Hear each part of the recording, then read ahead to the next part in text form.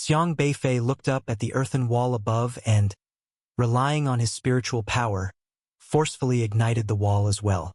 The extensive flames exhausted Xiang Beifei, but luckily he always had sunflower seeds from Elder Luo in his pocket, which he quickly fished out. Not bothering with the shells, he stuffed them directly into his mouth. "Do you guys eat sunflower seeds?" As Xiang Beifei replenished his spiritual power, the seeds proved incredibly potent, quickly rejuvenating him. Eat sunflower seeds? Fan Kai was somewhat astonished. Who had time to eat sunflower seeds at a time like this? They're supplements for restoring energy, Xiang Beifei explained. Upon hearing this, Fan Kai hurriedly took the seeds and gave them a crack, but he immediately let out a cry of pain. "Are these stones or what? These aren't sunflower seeds." Fan Kai felt like his teeth were nearly broken. He took out the seeds and touched his cheek. "Oh? You can't crack them?" Xiang Beifei was surprised and suddenly remembered something Yi Changfeng had said on the day of the entrance exam. Not everyone is qualified to eat Elder Luo's sunflower seeds. At the time, he hadn't thought much of it, assuming it meant Elder Luo wouldn't just share his seeds with anyone. But now, it seemed there was another meaning. Turns out Elder Luo's sunflower seeds were indeed no ordinary seeds. Forget the sunflower seeds then. Do you have any other supplies? Hurry up and restore your strength. Xiang Beifei took back the seeds. Even the one Fan Kai couldn't crack. He activated his spiritual power to break the shells, peeled them, and discarded the shells, making sure not a single seed was wasted. Every time he saw Elder Luo, who would often give him a bag of seeds casually, Xiang Beifei, who would nibble on them every day full of vigor, had never given it much thought until now when he realized just how precious these seeds were. "I have some replenishing elixirs, but they can only restore 30% of someone else's strength. We need to quickly figure out a way to leave," Sun Yushan said as she took out 2 elixirs from the system, stuffed them in her mouth, and then threw 2 more into Fan Kai's mouth before turning to look at the mucus blocking the window. She had already made a Vajra hammer appear in her hand. "Step back." Sun Yushan swung her hammer, which erupted with a golden light, emanating a dense aura. Spiritual power surged forth, smashing towards the window. Bang! The whole building seemed to tremble slightly. With early-stage meridian opening strength, Sun Yushan was proficient in 18 types of weapons. The Vajra hammer, like a small mountain, wielded such force that it was astounding. The mucus crystalline material blocking the window shattered into pieces just by her hammering.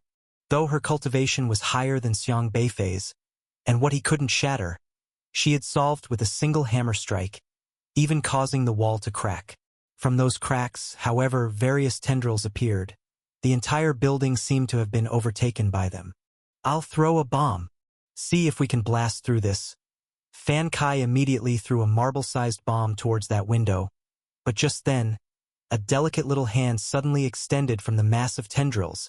This hand, like that of a 2- or 3-year-old child, was impeccably white and smooth, seemingly crafted from porcelain, inordinately adorable. However, this very hand caught the bomb with unerring precision and lightly kneaded it, turning the bomb to dust. "What the hell is this?" Fan Kai exclaimed in shock. By this time, the crying sound of an infant from inside the building grew louder, echoing throughout the corridor, tensing all 3 of them. The cries seemed to emanate from just outside the window they were facing. "Wah wah wah!" The crying became louder. Soon, another porcelain-like little hand stretched out from the tendrils, followed by an infant's head, and then a plump baby in a onesie crawled out from the tendrils. The baby kept crying, though no tears fell from its eyes, which made the crying sound strangely abnormal. This was an odd infant, appearing to be about 3 years old, possibly a boy, with eyes shrouded in a layer of gray mist and unsettling blood vessels visible. Xiang Beifei suddenly recognized those eyes. It was the very eye that had spied on them from the hole in the 4th-floor corridor. "Is this also a desolate beast?" Fan Kai asked in wonder. Would an ordinary child be able to catch a bomb? Without any hesitation, Sun Yushan swung her hammer again, aiming for the child. But tendrils burst through the cracks on either side, wrapping around her hammer. Damn it! After struggling for a while, Sun Yushan couldn't retrieve her hammer, and Xiang Beifei, with flames rising on his fists again, pushed past her, aiming for the infant. His fist flames spread around him, extremely violent, compressing the space. Although not as strong as Sun Yushan, his flames forced the infant to recoil. The tendrils reached for Xiang Beifei but were repelled by the flames before they could get close. Wah wah wah! The infant quickly extended its hand to block, and an open palm, smaller than Xiang Beifei's fist, still managed to stop his punch. But Xiang Beifei's fist flame scorched the infant's skin, igniting it on contact. The child hastily retreated, frantically waving its hands, trying to pat out the flames on its arm. Seizing the opportunity, Xiang Beifei focused his gaze on the flames blocking the window. His spiritual power surged forth, igniting the tendrils, and then he turned and swung a punch toward the tendrils holding Sun Yushan's hammer, driving back the flames. Quick! Smash this wall! I'll burn them! Xiang Beifei shouted at Sun Yushan. Sun Yushan immediately swung her massive hammer again, putting all her strength into it, and slammed it toward the wall in front. Boom! A large hole was blasted in the wall. The steel and concrete here were over 100 years old and very fragile, utterly unable to withstand Sun Yushan's robust hammer strike during her meridian opening phase. It created a large hole directly, but behind it there were still various tentacles. Xiang Beifei didn't hesitate. Almost at the moment Sun Yushan shattered the wall, his flame fist burst open, igniting those tentacles. Soon, the tentacles began retracting non-stop, revealing the gloomy sky outside. Quick! Fan Kai! Escape technique! Xiang Beifei shouted. Fan Kai immediately grabbed Xiang Beifei and Sun Yushan, but his expression changed again. It's still no good. It seems like they've blocked not just this building but the entire city. Fan Kai shouted. Then let's get out. Head to an open area. Xiang Beifei immediately squeezed through the broken part of the wall, and Fan Kai and Sun Yushan flashed through. The three directly jumped from the third floor. Fan Kai's earth immediately caught them, lifting them into mid-air. Meanwhile, the tentacles behind them still tried to catch them, but were repelled by Xiang Beifei's flames. However, after they came out, they realized the situation was even worse, because every building in this abandoned city was crawling with dense, black tentacles. These black tentacles seemed to be parasitic on the buildings, surrounding them from all sides. Whoosh! Whoosh! Whoosh! All the tentacles surrounded them from all sides, as if the entire world was showered with tentacle rain. Even the ground sprouted various black, sharp tentacles. The three gasped in shock. Quick! Earth! Xiang Beifei shouted. He had become the commander among the three, clearly understanding the system traits of Fan Kai and Sun Yushan, and therefore knowing when it was necessary for Fan Kai to act and when it was necessary for Sun Yushan to clear the way. Fan Kai conjured layers of hazy earth. These sands floated in the air, forming a sphere around the three of them. Rustle! All the earth burst into flames. These earthy flames roared, blocking the encroaching tentacles. However, they were still unable to escape from there. At this time, the spot they came out from was exactly where they saw the pioneering point earlier, just over 10 meters away from them. Fan Kai! Head to the pioneering spot. Quick! Sun Yushan shouted. Fan Kai didn't think twice. In his haste, he grabbed Xiang Beifei and ran toward the pioneering point. However, Xiang Beifei bellowed, "Don't go!" He quickly grabbed Fan Kai and Sun Yushan, which wasn't easy since both of them were in the meridian opening phase. He yelled, "Don't you get it? There's something odd about this place. The pioneering spot is dangerous too." As soon as his words fell, black tentacles also suddenly sprang out from the pioneering point's marker, furiously surging toward them. Sun Yushan and Fan Kai were both startled. Rustle! Xiang Beifei punched towards those tentacles, dispersing the black tentacles. The three immediately backed away. Sun Yushan and Fan Kai broke into a cold sweat. They finally understood Xiang Beifei's perception had always been right. Had they approached the pioneering point earlier, they would probably have been entangled by these black tentacles by now. This city seemed to have changed long ago. Move out toward the city of the old days, Xiang Beifei shouted. Fan Kai's earth immediately carried them, moving quickly toward the outside, but the movement was slow, and soon they realized they could no longer move, as, unknown to them, they had been surrounded by a disgusting viscous liquid which solidified into solid white crystal walls, blocking their path. Sun Yushan again swung her hammer at this solid wall, but this time she nearly got blown away herself. It's useless. This thing has gotten thicker, Sun Yushan said anxiously. Now they were completely out of options. As they moved, the white porcelain baby was crying while continuously climbing up the walls, following them the whole time, crying non-stop. When Xiang Beifei and his companions stopped, it stood on the rooftop of an abandoned building. Wah! Wah! Wah! The baby screamed at Xiang Beifei, and then it fiercely spat at them. The spit transformed into disgusting mucus in the air, swiftly flying towards them. Xiang Beifei and his two companions tensed up, realizing the mucus was the baby's saliva. Fan Kai quickly led them in dodging, but the saliva grew more frequent. After spitting, it did not fall but solidified, forming layers of crystals in the air, blocking their path and pushing them to a desperate situation. Xiang Beifei calmly analyzed the situation before him using learn by analogy, realizing the long, thin tendrils were controlled by the strange baby. He felt this baby might specifically be targeting him, because each time it attacked, it almost always targeted him and did not bother much with Fan Kai and Sun Yushan, always trying to capture him. Although he did not understand the reason, Xiang Beifei did not ponder further as he had to devise a way to repel these tendrils. This baby's strength was very high, definitely at the meridian opening stage of a desolate beast, but it seemed very fearful of his flame, more accurately, his spiritual power. This gave him a certain advantage. He quickly processed the situation in his mind, and after searching in the sky filled with tendrils for a moment, his focus landed on the baby.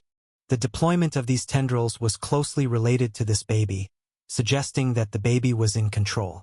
Therefore, if he could defeat the baby, he should be able to disperse the tendrils. You guys wait here. Xiang Beifei leapt forward, bursting out from Fan Kai's layer of sand, his figure fiercely vaulting through the air towards the baby, who was spitting from afar on the wall. Wait, what are you doing? Sun Yushan shouted. Come back, it's dangerous. Fan Kai also grew agitated. But Xiang Beifei moved too quickly, and in the blink of an eye, he had already soared into the sky. Spit, spit, spit. Seeing Xiang Beifei charging, the baby spat again, the saliva crystallizing rapidly into sharp stakes in midair, with the intent to knock Xiang Beifei down. However, when these stakes pierced towards Xiang Beifei, he clearly analyzed their trajectory, stepping on the stakes with each leap, using their force to propel himself forward. Not a single stake hit Xiang Beifei. Instead, they became points of leverage for him. By the time the crying baby realized, Xiang Beifei had already leaped behind the weepy creature, smashing a fist down towards it. But the baby reacted quickly too. As Xiang Beifei's fist came smashing, the tendrils burst out suddenly from behind him, wrapping around Xiang Beifei's back and rapidly entwining his body. Wah! Wah! Wah! The baby seemed to cry triumphantly, its reaction speed obviously higher than Xiang Beifei's. But Xiang Beifei seemed to have anticipated all this, staring at the baby. Want some sunflower seeds? Xiang Beifei spat out several sunflower seed shells from his mouth, the shells swiftly flying towards the baby. The baby appeared startled, seemingly unsure whether it understood what Xiang Beifei said, but immediately a tendril appeared behind it, wrapping around the seed shells. But the next moment, it sensed something was wrong, as an eerie spiritual power arose from the seed shells, quickly spreading up the tendrils and permeating into them, then abruptly exploded. Boom! Each tendril seemed to suddenly become 100 pounds heavier. All the tendrils were unknown by how much heavier made by Xiang Beifei. Their sensitivity immediately dropped a notch. Even the tendril holding Xiang Beifei started to droop. Heavier than Mount Tai. Those tentacles were resisting the heavy as Mount Tai from Xiang Beifei, After all, Xiang Beifei's spiritual power was limited. He couldn't control more, but the tentacles suddenly burst into flames with a whoosh, igniting all the tentacles at once. Suddenly, the area became a sea of flames, enveloping the little baby. Xiang Beifei broke free from the tentacles and threw a punch at the little baby. The baby's strength clearly surpassed Xiang Beifei's. It easily blocked his fist. However, Xiang Beifei didn't care whether it blocked or not, as the flames went straight for its hand. Wah!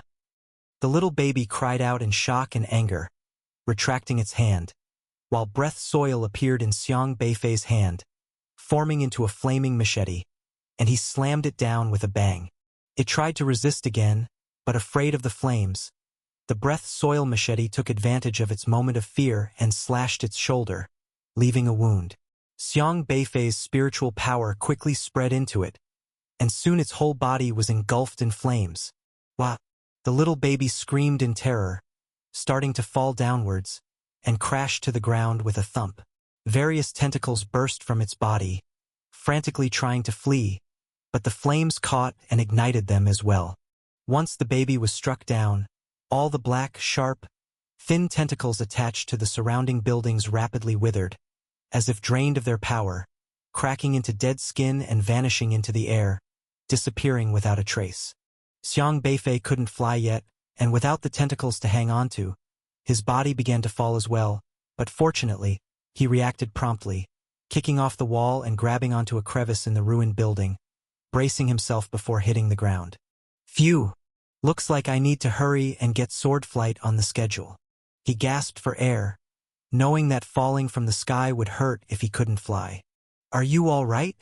Fan Kai rushed over and helped Xiang Beifei up, quickly checking his injuries. I'm fine. That kind of large-scale flame takes too much effort. Xiang Beifei rubbed his arm. With his limited spiritual power, it was very difficult to produce such powerful flames.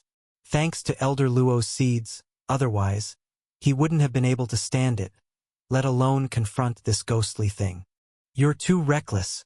Charging out there alone, Sun Yushan said in a serious tone. At least, that was the only way I could think of, Xiang Beifei replied. So, is this ghostly thing eliminated? Sun Yushan asked vigilantly, scanning the surroundings for traces of the tentacles, but all of them seemed to have crumbled to pieces. The crying baby disappeared after Xiang Beifei struck it, but until now, they hadn't gotten a clear look at the actual appearance of the desolate beast masquerading as a baby. It's highly likely that it's dead. The baby was the entity itself, Xiang Beifei said. He felt it, just no desolate beast corpse was left behind. Let's not worry about that for now. It's more important to get out of here quickly, Fan Kai said, pulling Xiang Beifei, ready to flee. But Xiang Beifei quickly stopped him. Hold on. We haven't taken our Wenlin yet. You're still thinking about Wenlin. In this kind of situation, it's more important to save yourself, Fan Kai said with gravity. We might not necessarily need to leave. It should be safe here now. Xiang Beifei contemplated for a moment, looking towards the building they had just visited, and said, those people wearing pioneer clothes inside the building just now seemed a bit strange. His gaze followed the decrepit building, which seemed even more dilapidated, shedding dust and dropping stones. Just now, Sun Yushan's hammer blow wasn't for play. It was the final blow to the already unstable stairs. However, Xiang Beifei noticed there was still someone inside the building. A living person. A figure stood in the building that Xiang Beifei and the others had visited, staring pensively at the corpses on the ground. The corridor was littered with horribly mangled bodies, those who had dressed in pioneer clothes and attacked Xiang Beifei. They were all pioneers who had perished before. The voice turned out to be Yi Changfeng. In fact, he had been quietly following Xiang Beifei the whole time, as it was only Xiang Beifei's second time venturing into the outer domain, and Yi Changfeng was still worried. Even though Xiang Beifei had managed during his first visit, this place was much more dangerous than before. So Yi Changfeng didn't tell the three of them and secretly followed. Unexpectedly, on this second outing, the young man encountered such a troublesome, desolate beast. You really managed to hold back from taking action just now. Long Yuan's sword floated beside him. its sword chi scanning the entire building. With a very serious expression, Yi Changfeng scanned the surroundings and said, "If they want to become qualified pioneers, they must face various unpredictable dangers themselves." Actually, when they were trapped in a desperate situation, Yi Changfeng had been ready to intervene, but he hadn't expected Xiang Beifei to charge at the baby himself. He had intended to pull Xiang Beifei back, but Xiang Beifei used his own powerful and odd methods to defeat the tentacled desolate beast that was even stronger than him. That being said, how did this thing appear here? "I thought they were supposed to be from the Tranquil Domain," Long Yuan's sword said with a heavy voice. The Tranquil Domain was classified as the third level of danger in the exterior wilderness, while the place they visited this time only belonged to the first level, the Cultivated Domain. The desolate beasts in the Cultivated Domain aren't very powerful. Desolate beasts in this region could be dealt with by Sun Yushan and Fan Kai, but this creature is certainly not something these two rookie pioneers could handle. "I don't know." Yi Changfeng's expression was grave, and he was unable to explain this situation. Xiang Beifei and the other two were not familiar with this kind of desolate beast, but he was well aware that it was a very strange and powerful kind of desolate beast, one that normally did not frequent this area. "This creature, it's like a parasite. Could it have been attracted by that lad?" The Long Yuan sword inquired. Yi Changfeng was also uncertain. "It possesses a very powerful ability to mimic and camouflage. It imitates the appearance of these pioneers just before they were killed," Yi Changfeng said. "So, that child was one as well?" A head peeked in through the window. It was Xiang Beifei. Turning his head and seeing Xiang Beifei had dared to come back, Yi Changfeng scolded irritably. "In the face of such an incident, instead of leaving quickly, why did you come back in? I just felt like there was still one person inside the building, and it turned out to be Mr. Yi." Xiang Beifei had entered through the window with the assistance of Fan Kai's abilities. He couldn't fly yet, so he relied on Fan Kai to support him. "Mr. Yi, what brings you here?" Another head peered in from a different window, belonging to Fan Kai. "I came to see the cooperation between the three of you," Yi Changfeng revealed. Xiang Beifei jumped in from the window and asked, "Then where do we need to improve?" Yi Changfeng, with a stern face, replied, "You shouldn't be trying to show off. What a pioneer team needs is cooperation." "I can gauge the difference in strength," Xiang Beifei said. "If I think I can take it on, I do, and that's not showing off. The three of us have been coordinating the whole time." Yi Changfeng lifted his glasses, unable to find a reasonable fault to criticize beyond that. After a long pause, he stated, "This time you barely made the grade." In fact, he was very satisfied inside. Xiang Beifei's cultivation might not match Sun Yushan and Fan Kai, but he was the one directing throughout the entire process, maximizing the abilities of Sun Yushan and Fan Kai to their fullest potential. Most importantly, this was Xian Beifei's first time collaborating with others. The trio hadn't even fought together before, yet they had achieved such a degree of coordination.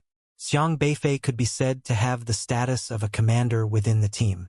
Sun Yushan and Fan Kai also made their way through the window and then turned their gaze upon the corpses in the corridor. Xiang Beifei asked, "What kind of desolate beast is this?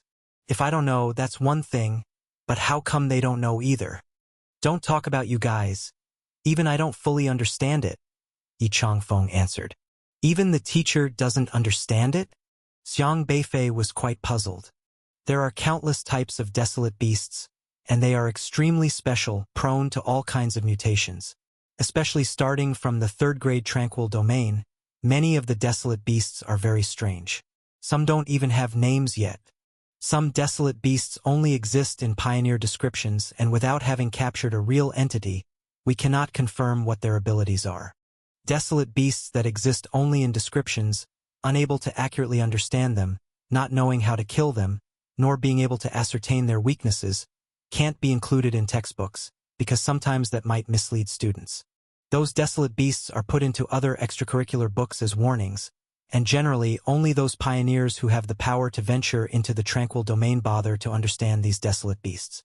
Sun Yushan and Fan Kai mostly operated within the Cultivated Domain, and occasionally, under the leadership of Yi Changfeng, ventured into the Marquis domain in search of desolate beasts for practical tasks.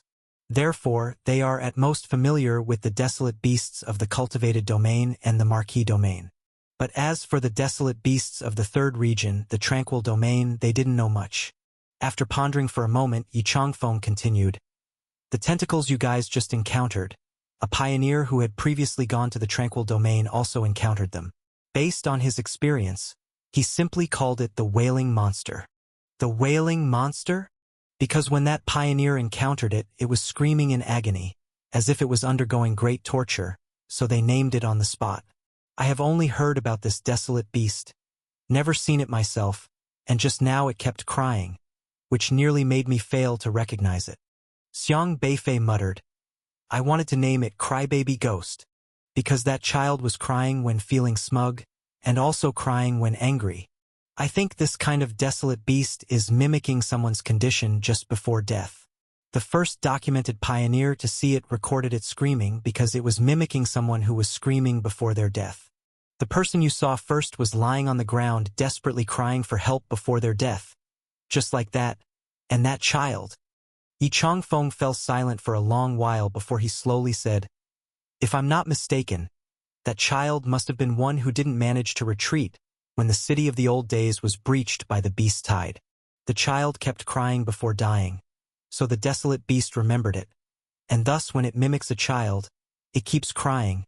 Even when it appears to be angrily roaring at you, it seems to be crying in anger. So that was it." The hearts of Xiang Beifei and the others were somewhat heavy.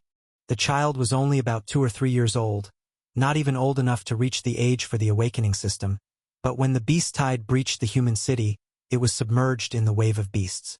So should this kind of monster be called Ghost Mustache of Remnant Visage? Xiang Beifei asked. Ghost Mustache of Remnant Visage? Yi Changfeng looked at Xiang Beifei. "I just said it randomly. Isn't it mimicking someone's appearance just before death? And it has so many strange tentacles," Xiang Beifei said. Yi Changfeng nodded slightly. "This name is quite appropriate, better than Crybaby Ghost or Scream Monster. Was Mr. Yi by our side just now? Otherwise, how could you see so clearly?" Xiang Beifei remembered that he had not seen Yi Changfeng's system interface within his line of sight. "I was outside, but that doesn't mean this wall can block my vision," Yi Changfeng replied. Yi Changfeng had many abilities. Each sword was an ability. After a while, he added, "I won't always be around. From now on, especially when you are in the wilds outside the domains, you must rely on yourselves at all times." Understood. Both Sun Yushan and Fan Kai were clear about this. Xiang Beifei then asked, "So, did I kill it just now?" Yi Changfeng hesitated for a moment, then said, "It should be dead. I've been watching the surroundings to make sure it couldn't escape. But what? Stay tuned with Empire." Yi Changfeng shook his head slightly. "Let's not worry about that for now. I need to take these bodies back first. Judging by their clothing, they should belong to pioneers from decades ago." He sighed. To better understand desolate beasts, find ways to counter them, summarize the characteristics of each desolate beast, so that the martial artists of Juzhou could better fight against the beast tide when it comes and protect their territories and kind. Countless pioneers had been sacrificed over the centuries. These pioneers were all very great people. Without their selfless exploration of the wild desolate beasts outside the domains, exchanging their lives for the experience necessary to deal with the beasts, humanity would probably have been wiped out by the desolate beasts long ago. Here lie 9 pioneers' bodies, each with their own code, belonging to pioneers from decades ago.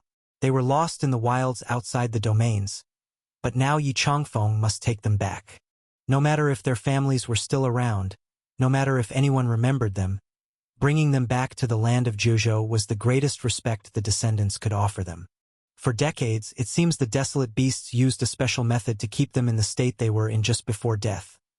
The bodies haven't completely decomposed, but their chest cavities and organs have been hollowed out and there are many cuts on their skin.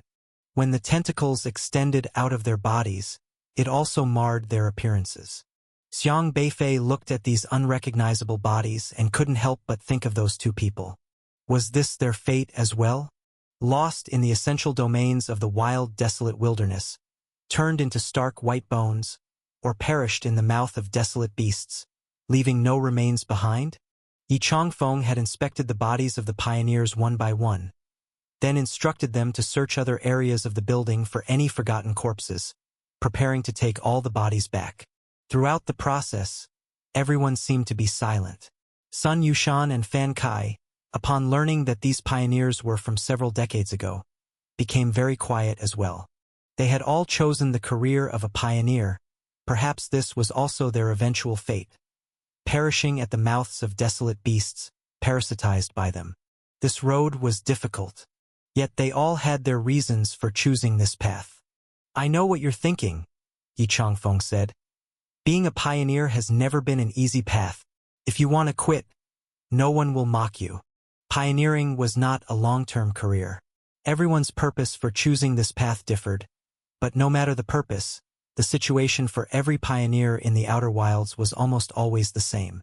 Every day, their spirits would be highly strained, constantly wary of desolate beasts suddenly leaping out around them, living under immense pressure, easily crumbling. Therefore, many people tried it for a while, then retired from the service. Anyone who had experienced the pressure of being a pioneer would not mock those who quit.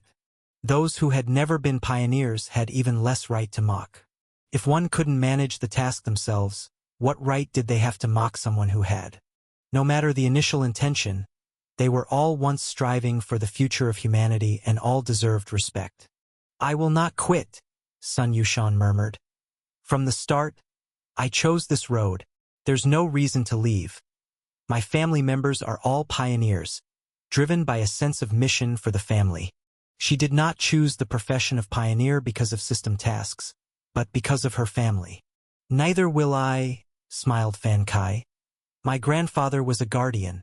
He wanted me to temper myself in the Outer Wilds for a few years before working for him. My dad took the literary Tao, and it nearly killed my grandfather with anger. If I don't follow this path, my grandfather won't be happy. What about you, Xiang Beifei? Will you follow this path in the future? Fan Kai asked. Though the martial arts college trained martial artists in teams of pioneers, it didn't mean the students had to become pioneers for sure.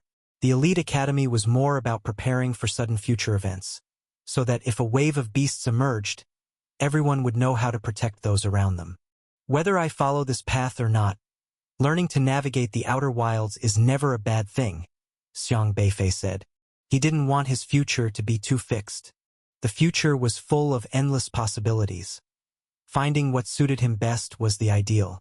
But once he became more powerful in the future, he would definitely do something. For instance, he would visit the frontier to look for those two people and fulfill some wishes. That meant he must start as a pioneer. Being a pioneer was just a beginning, but it would definitely not be his end. Yi Changfeng glanced at Xiang Beifei. He knew about the matters of Xiang Beifei's parents, people trained by Elder Luo, and he also knew Xiang Tianxing. But he always found Xiang Beifei enigmatic, feeling that the young man was full of mysteries. But he understood Xiang Beifei had his own choices as well. They found two Wenlins on the third floor, which actually ate the bait they offered and were subdued by them. The ghost mustache of Remnant Visage didn't interfere, likely using them to lure them into the dilapidated building. Discover stories at Empire. The wisdom of the ghost mustache of Remnant Visage appeared not to be underestimated. It knew how to disguise and use bait to deceive pioneers in the Outer Wilds. During its confrontation with Xiang Beifei, the desolate beasts in the dilapidated building were not killed by it. All were alive and well. Fan Kai and Sun Yushan needed Wenlin's inner cores to accumulate enough practice points, whereas Xiang Beifei only needed to hand over the bodies to the school teachers. The three of them thus completed their mission. They left the dilapidated building and headed toward the pioneering point in the city of the old days. The pioneering point had been damaged, obviously by the recent attack of the desolate beasts. Yi Changfeng led them through a thorough examination of the entire city of the old days, and after confirming they found no trace of the ghost mustache of Remnant Visage, they prepared to return. I've marked this place. I will report it to the Alliance. They will send pioneers here to investigate and rebuild the pioneering point. Let's leave now, Yi Changfeng said. Okay. Fan Kai took hold of everyone and led them to disappear from the spot. About an hour after they left, a presence rushed over from a distance, quickly spreading over the city of the old days. The dilapidated building where Xiang Beifei and the others had battled now seemed to have an eerie presence flowing within, and soon from the cracked walls, black tendrils emerged, rapidly coalescing into a figure cloaked in black. It was an adult male. This man's face bore bloody wounds, as if scratched by some sharp claws. The skin and flesh were peeled back, revealing white underneath. There was also a wound on his throat, deep enough to expose the bone, which was cracked and still bleeding. Strangely, as the blood flowed down, it seemed to disappear into the skin, as if being reabsorbed back into the body. The man seemed to be searching for something, touching the damaged window on the third floor, which bore some signs of charring. He stretched out a hand, missing a finger, and touched the marks, but immediately recoiled as if burned. That was the remnants of the rapid flame left behind by Xiang Beifei just now. A red glow flickered in the man's ashen eyes. After a while, the man leaped out of the building and wandered the streets of the city of the old days, stopping at the spot where the baby had been burned to death by Xiang Beifei, staring blankly at that place. Touching his chin, the man continued along the roads of the city of the old days, and about 5 minutes later, he stopped at the spot where Xiang Beifei had last stood before escaping with Fan Kai. This man's severed throat throbbed as he muttered in an extremely hoarse whisper, "Strange, strange, strange person." Perhaps because his throat had been cut, it seemed to take a great deal of effort to speak, and the voice was indistinct. As he spoke, blood also flowed from his mouth, but he quickly sucked it back in. Hee. With a creepy laugh, the man's body transformed back into a mass of tentacles, which climbed up the building and rapidly left the city of the old days. After returning to the school, Yi Changfeng needed to deal with matters concerning those pioneers. Sun Yushan and Fan Kai had no classes but still had to report to the Department of Cutting-Edge Technology. The Department of Advanced Technological Development specialized in creating tools to counter desolate beasts. These tools weren't free to use. However, after deployment, users needed to report back on their effectiveness, collect data, and aid in improvements. Any student who wanted to apply for these advanced technological items had to comply with these procedures, reporting diligently, because the students responsible for the development also had their own system tasks. Many of them relied on enhancing the power of these advanced technologies to complete tasks. They could let other students use them, but the users had to cooperate by providing detailed reports. Xiang Beifei didn't need to concern himself with these matters. He went straight back to his dormitory and had a good sleep. Yi Changfeng didn't immediately go to the Zhuzhou Alliance to transfer the bodies of the pioneers. First, he sought out Elder Luo and relayed the events that had happened in the city of the old days. That thing appeared again? Elder Luo frowned. Yes, I didn't expect them to come to the cultivated domain. Normally, they have their way of existence, and the cultivated domain is definitely not an environment they would like, said Yi Changfeng. Elder Luo was examining the bodies of the pioneers intently, his expression grave and devoid of his usual playful demeanor, showing unusual seriousness. He squatted down, his hands covered with spiritual power, and scanned the bodies thoroughly, observing the injuries and damage. After a long while, he stood up and said, "This thing's appearance here is definitely not a coincidence." Yi Changfeng nodded and said, "I know. Normally, they shouldn't appear in the city of the old days, but for some reason." He hesitated for a moment and didn't finish his statement. "What are you thinking?" Elder Luo asked. "I just find it strange. Today I was uneasy, so I followed Xiang Beifei and the others covertly. Then I found out that this thing didn't suddenly appear in the city of the old days," Yi Changfeng explained. "You mean they were following them? That is to say, this thing started tailing Xiang Beifei and the other two on their way, or rather, it was following Xiang Beifei, that kid?" Elder Luo suggested. Yi Changfeng wasn't certain, but he said, "Its target wasn't Sun Yushan and Fan Kai. It was always Xiang Beifei. It wanted to capture Xiang Beifei but seemed to be very afraid of Xiang Beifei's fire. which I find strange. Xiang Beifei's fire is actually its nemesis. Fire! Elder Luo pondered for a moment and said, I remember when I first encountered this thing, it wasn't afraid of fire. It's not afraid of ordinary fire, but the flames created by Xiang Beifei, Yi Changfeng said. I understand now.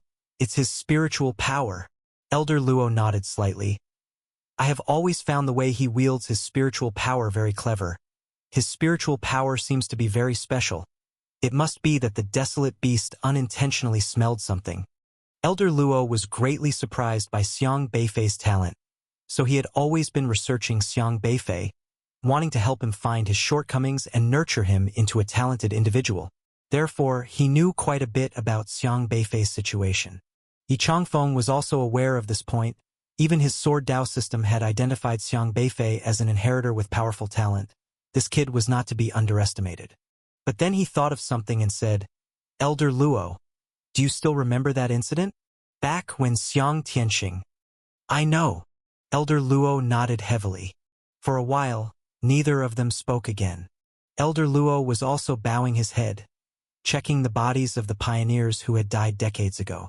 To this day, they still did not understand these desolate beasts well enough to know their weaknesses, so they could not classify them. The classification of desolate beasts had a set of strict criteria. If one were to teach students, they must grasp every desolate beast's weakness, what can kill them correctly, how to strike, how to set defenses. Every process must be thoroughly understood before it could be compiled into textbooks. Desolate beasts whose weaknesses had not been uncovered could only be considered as reference for extracurricular materials, available for those in need to study and explore, but no conclusive judgments should be carelessly made, for fear of misleading others. For masters like Elder Luo and Yi Changfeng, when facing such desolate beasts, they usually rely on their strong cultivation to kill them outright. However, not all pioneers had cultivation as high as theirs, so every time they encountered these relatively mysterious desolate beasts, Elder Luo and Yi Changfeng would generally not kill them directly. If possible, they would capture them alive and bring them home for research. However, we should be able to name this kind of desolate beast now. It shouldn't be called the wailing creature, because it's been crying all day, but calling it a crybaby ghost doesn't seem quite right either, Yi Changfeng said. What do you want to name it? Ghost mustache of remnant visage? Yi Changfeng said. This is what Xiang Beifei said. He came up with the name. He really is a genius at naming things. Elder Luo remembered the past few days. The leisure fish told me to patrol the mountains, and couldn't help shaking his head. Then let's call it that. You write a supplementary paper and submit it to the Jiuzhou Alliance's Desolate Beast database. Let them update the data on this type of desolate beast, and officially give it a name. Use this name, Elder Luo said. All right. As a university professor, Yi Changfeng was well-versed in updating the Desolate Beast database. Many of the names and authoritative classifications of desolate beasts, besides coming from pioneers, also came from professors at the 9 elite universities. University professors usually take students to explore outside the cultivated domain, discover new weaknesses of desolate beasts, and they would publish papers to update the Jiuzhou Alliance's Desolate Beast database, for all martial artists to reference and learn. Yi Changfeng was comparatively more familiar with this type of desolate beast than others. Previously, they rarely saw this kind of desolate beast, each encounter only resulting in wails, but this time it was crying. Thus, he could add this information and annotate the name so next time other pioneers could also have a clear understanding. By the way, what about the desolate beast's weakness? Of course it's left blank. Do you think you can write Xiang Beifei's flame as the weakness of the desolate beast? Elder Luo said. That's true. Yi Changfeng actually wanted to find out the weakness of this type of desolate beast as well, but the information he had at hand was only the flame of Xiang Beifei. They could not possibly reveal the secret of Xiang Beifei, who was the treasured little white crane of the crane family that needed to be protected at all costs. Otherwise, if targeted by those with ulterior motives, serious issues could arise. Elder Luo took out a handful of sunflower seeds and scattered them forward. The seeds automatically dispersed in the air, transforming into pure spiritual power, trembling slightly, and restored the injuries on these unrecognizable bodies. You take care of these people. I've restored their appearances, so they can return with dignity. See if you can find their descendants, Elder Luo said as he tossed a metal ball to Yi Changfeng. This has all the scanned data of the corpses. If the Alliance wants to study them, take this along. Okay. Yi Changfeng nodded. Before he knew it, Xiang Beifei had already spent a month at the school.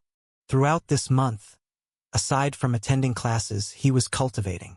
The first month of freshman year was all about theoretical classes, meaning they had not yet had any practical experience and needed a solid foundation in theoretical knowledge before attending simulation classes.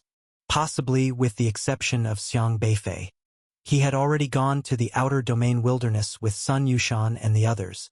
But since the first trip there, Yi Changfeng had not let him go back to the outer domain wilderness to undertake missions, citing no need to wander around for the sake of a few points.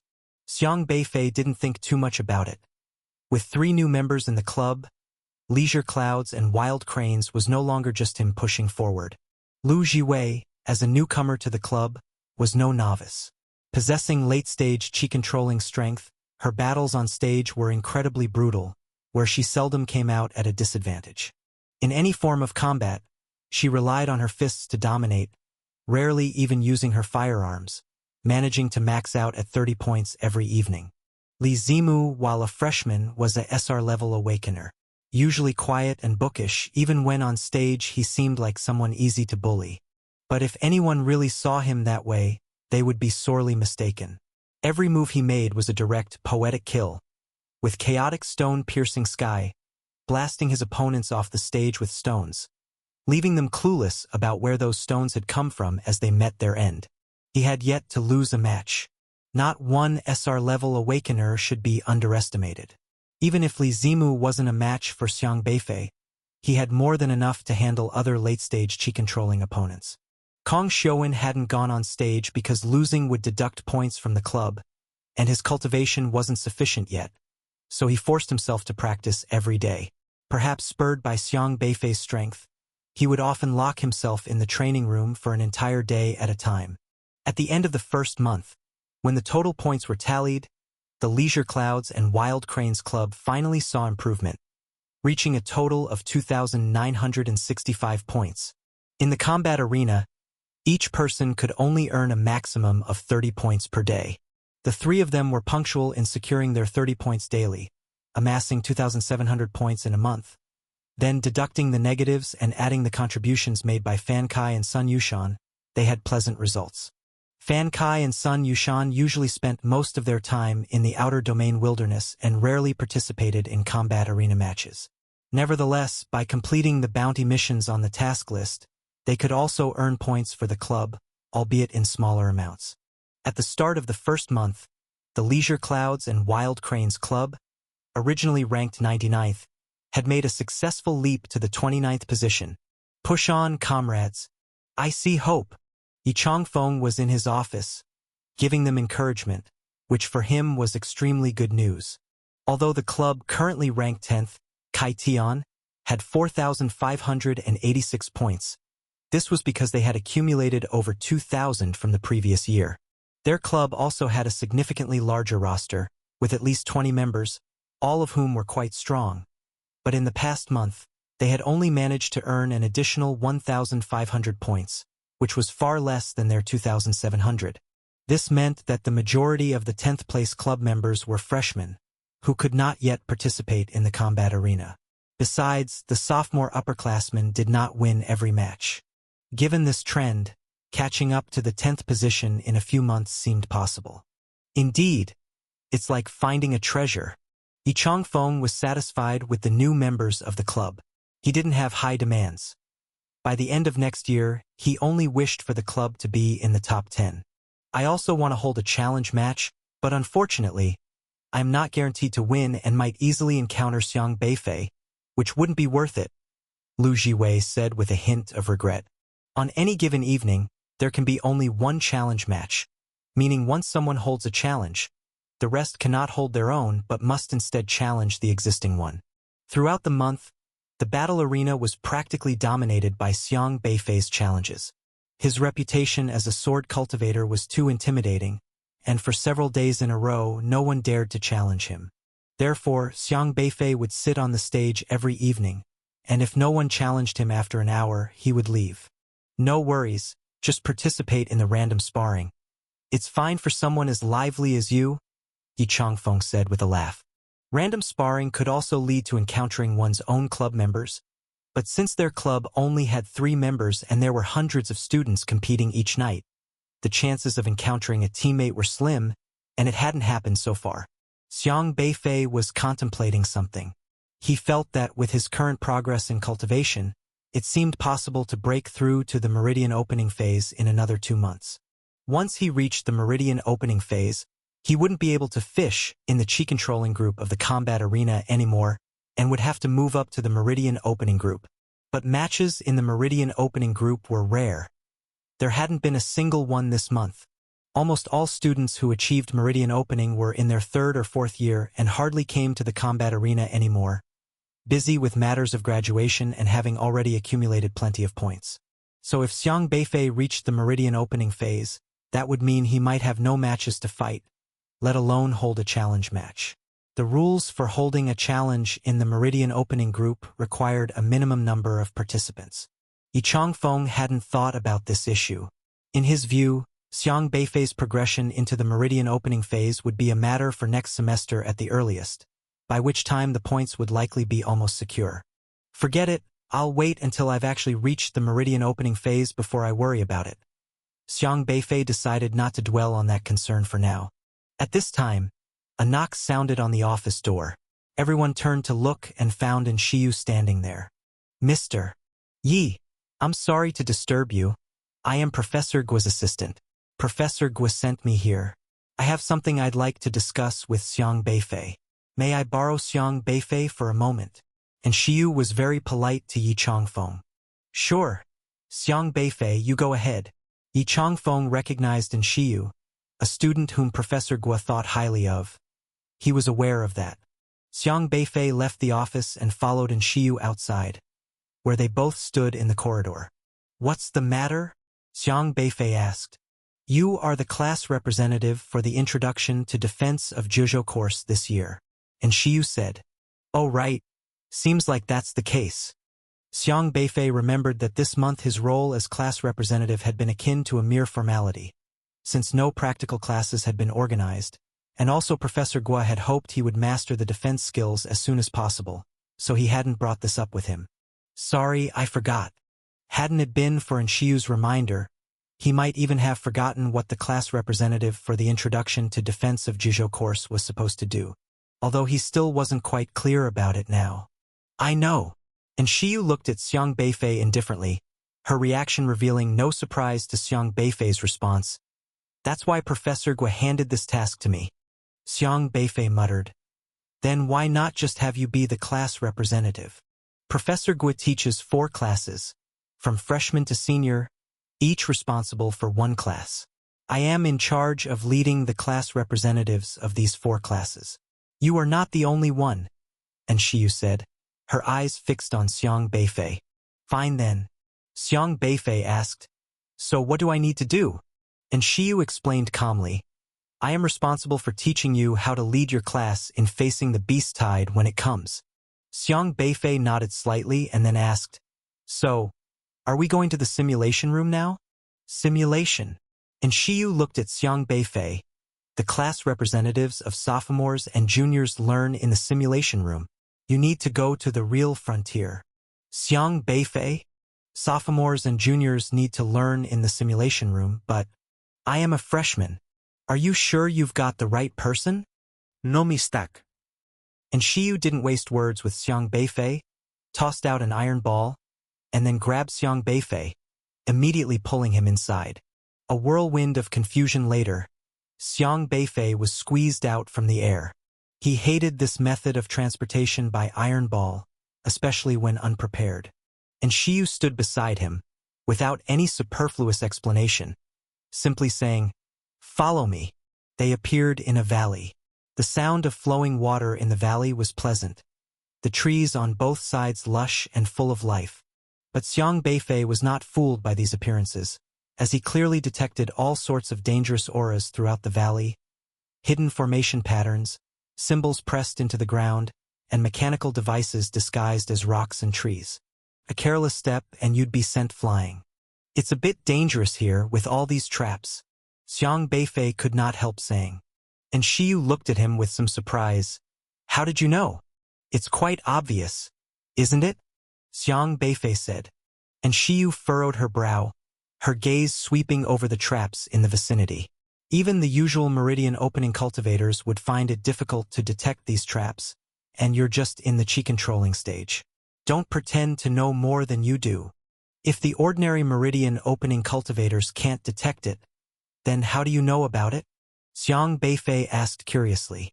Because I am in charge of this canyon, and Shiyu replied simply. Xiang Beifei understood. The defensive lessons he had taken over the month were not in vain. This place must be near the boundary of Juzhou, which is the buffer zone between the borderlines and the urban areas. When Juzhou's outermost defenses are breached by a monster wave, and as the wave continues towards the urban areas, it would pass through these buffer zones. The buffer zones would be embedded with a variety of powerful traps. Their role is to delay the advance of the monster wave. They aim to eliminate as many as possible, and even if they can't eliminate them all, they need to buy time for the citizens in those cities to evacuate and grant them more time to retreat. Nearly the entire periphery of Juzhou territory is set up with such buffer zones, and the ones nearby are the responsibility of Liangzhou University. Each university teacher is likely to be assigned an area ranging from 10 to several dozen square kilometers, and the teachers need to guide their own outstanding students to lay various defense traps in these areas. The section in Shiyu was assigned was this large canyon. It is indeed rare to be able to set up such extensive defenses, Xiang Beifei said. The canyon was at least 2 or 3 kilometers long. For one person to be able to fill such a vast range with all sorts of dense traps is a time-consuming and technical feat. This type of trapping isn't just about carelessly burying a landmine here and erecting a thunderball there. Many desolate beasts have rather peculiar abilities. Some have thick hides and flesh that aren't afraid of bombs. If such desolate beasts trigger bomb mines, then those traps would be wasted. So, to properly set up the buffer zone's defense traps, one must first consider the trap's triggering method for each kind of desolate beast. For instance, you could lay down a powerful formation first to identify the types of desolate beasts entering the buffer zone. Only when a beast afraid of thunder steps on a thunderball would it detonate, while for those not frightened by thunder, even if they step on it, it wouldn't be allowed to trigger, for that would waste the traps. If the traps in the buffer zone were set up without pattern, exploding with any desolate beast's contact, then those iron-armored desolate beasts with powerful defenses rushing at the front would activate and absorb the traps, leaving the pathway clear for the beasts behind them. When a monster wave erupts on a large scale, the number of desolate beasts can be in the thousands, with countless possessing tough hides and flesh. If they're at the forefront and consume all the traps, then such a buffer zone would essentially be for show, failing to achieve the goal of buying time. That's why Introduction to Defense of Juzhou is a profound subject. It's not as simple as slapping on a couple of strong protective shields on the surface. Traps must be targeted. They require students to learn well the course desolate beast cognition and anatomy, memorize the weaknesses of various desolate beasts, and then learn how to cope with them using various tools. For instance, to deal with spatial-type desolate beasts, traps that shatter space are necessary. To counter flame-type desolate beasts, one must use ice-type traps. The venoms of some desolate beasts can also counteract one another, making use of natural predatory relationships to restrain each other. Every level of trap should achieve maximum efficiency, ensuring the killing of the corresponding desolate beasts without interfering with other traps. This is the standard that a qualified defensive buffer zone should have. It can be said that even many martial arts students who have graduated may not be able to fully grasp the essence of this course. With the skill learned by analogy, Xiang Beifei had strong analytical ability. After scanning the area and pondering for a moment, he roughly understood the method used to lay down the defensive traps in this canyon. I suppose it took you about half a year to set everything up? A heavy responsibility and a long road ahead, Xiang Beifei remarked. I don't like people who are all talk and no action. You don't understand anything right now. Wait until you've truly learned the essence of defensive courses before you say anything. And Shiyu ignored Xiang Beifei's comment, turned around, and continued walking indifferently. After a while, she added, "Follow in my footsteps. Don't step randomly in other places, otherwise if you trigger a trap, don't blame me for not warning you." Xiang Beifei shrugged his shoulders, not particularly concerned. Most SR Awakeners are highly arrogant. So far, only Li Zimu is relatively easy to talk to, as he usually just quietly reads books and doesn't get angry often. And Shiyu clearly had some aversion to Xiang Beifei, probably because he was Elder Luo's disciple and then Professor Guo went on to teach him his defense formations, which bothered her. Like the previous case with Wu Shixian, she was wary of these so-called geniuses, especially since, in her view, Xiang Beifei only received guidance from Professor Guo because of his SR-ranked father. Both of them continued to advance along the mountain path by the side of the canyon. Because there were many traps in the canyon, they didn't really use their spiritual power, relying instead on the path to move forward. This bit of turbulence was nothing to cultivators, and both Shiyu and Xiang Beifei moved as if on flat ground. However, when they passed a protruding rock, Xiang Beifei suddenly let out a soft "hmm" and then smiled. It turns out that even someone as diligent as you can make a mistake. "What are you talking about?" And Shiyu stopped in her tracks, looking at Xiang Beifei with a cold demeanor. "I'm talking about the traps you've set." Xiang Beifei stepped on an inconspicuous tree root on the ground and said, "On the way here I've been observing. The traps over there are not much of an issue, but there's a flaw in the traps over here." And Shiyu's gaze darkened slightly. "You don't have the right to judge my work. Even if it's a mistake, others are not allowed to point it out?" Xiang Beifei asked. And Shiyu frowned deeply, her gaze swept around the woods, her mind slightly calculating the operation of these traps. But she didn't notice the so-called flaw. After confirming that there was no mistake, and Shiyu said, "I hate people who pretend to understand when they don't." Xiang Beifei pointed to the tree root on the ground and said, "There's a wood attribute trap hidden in this tree root. It's probably meant to entangle earth attribute desolate beasts.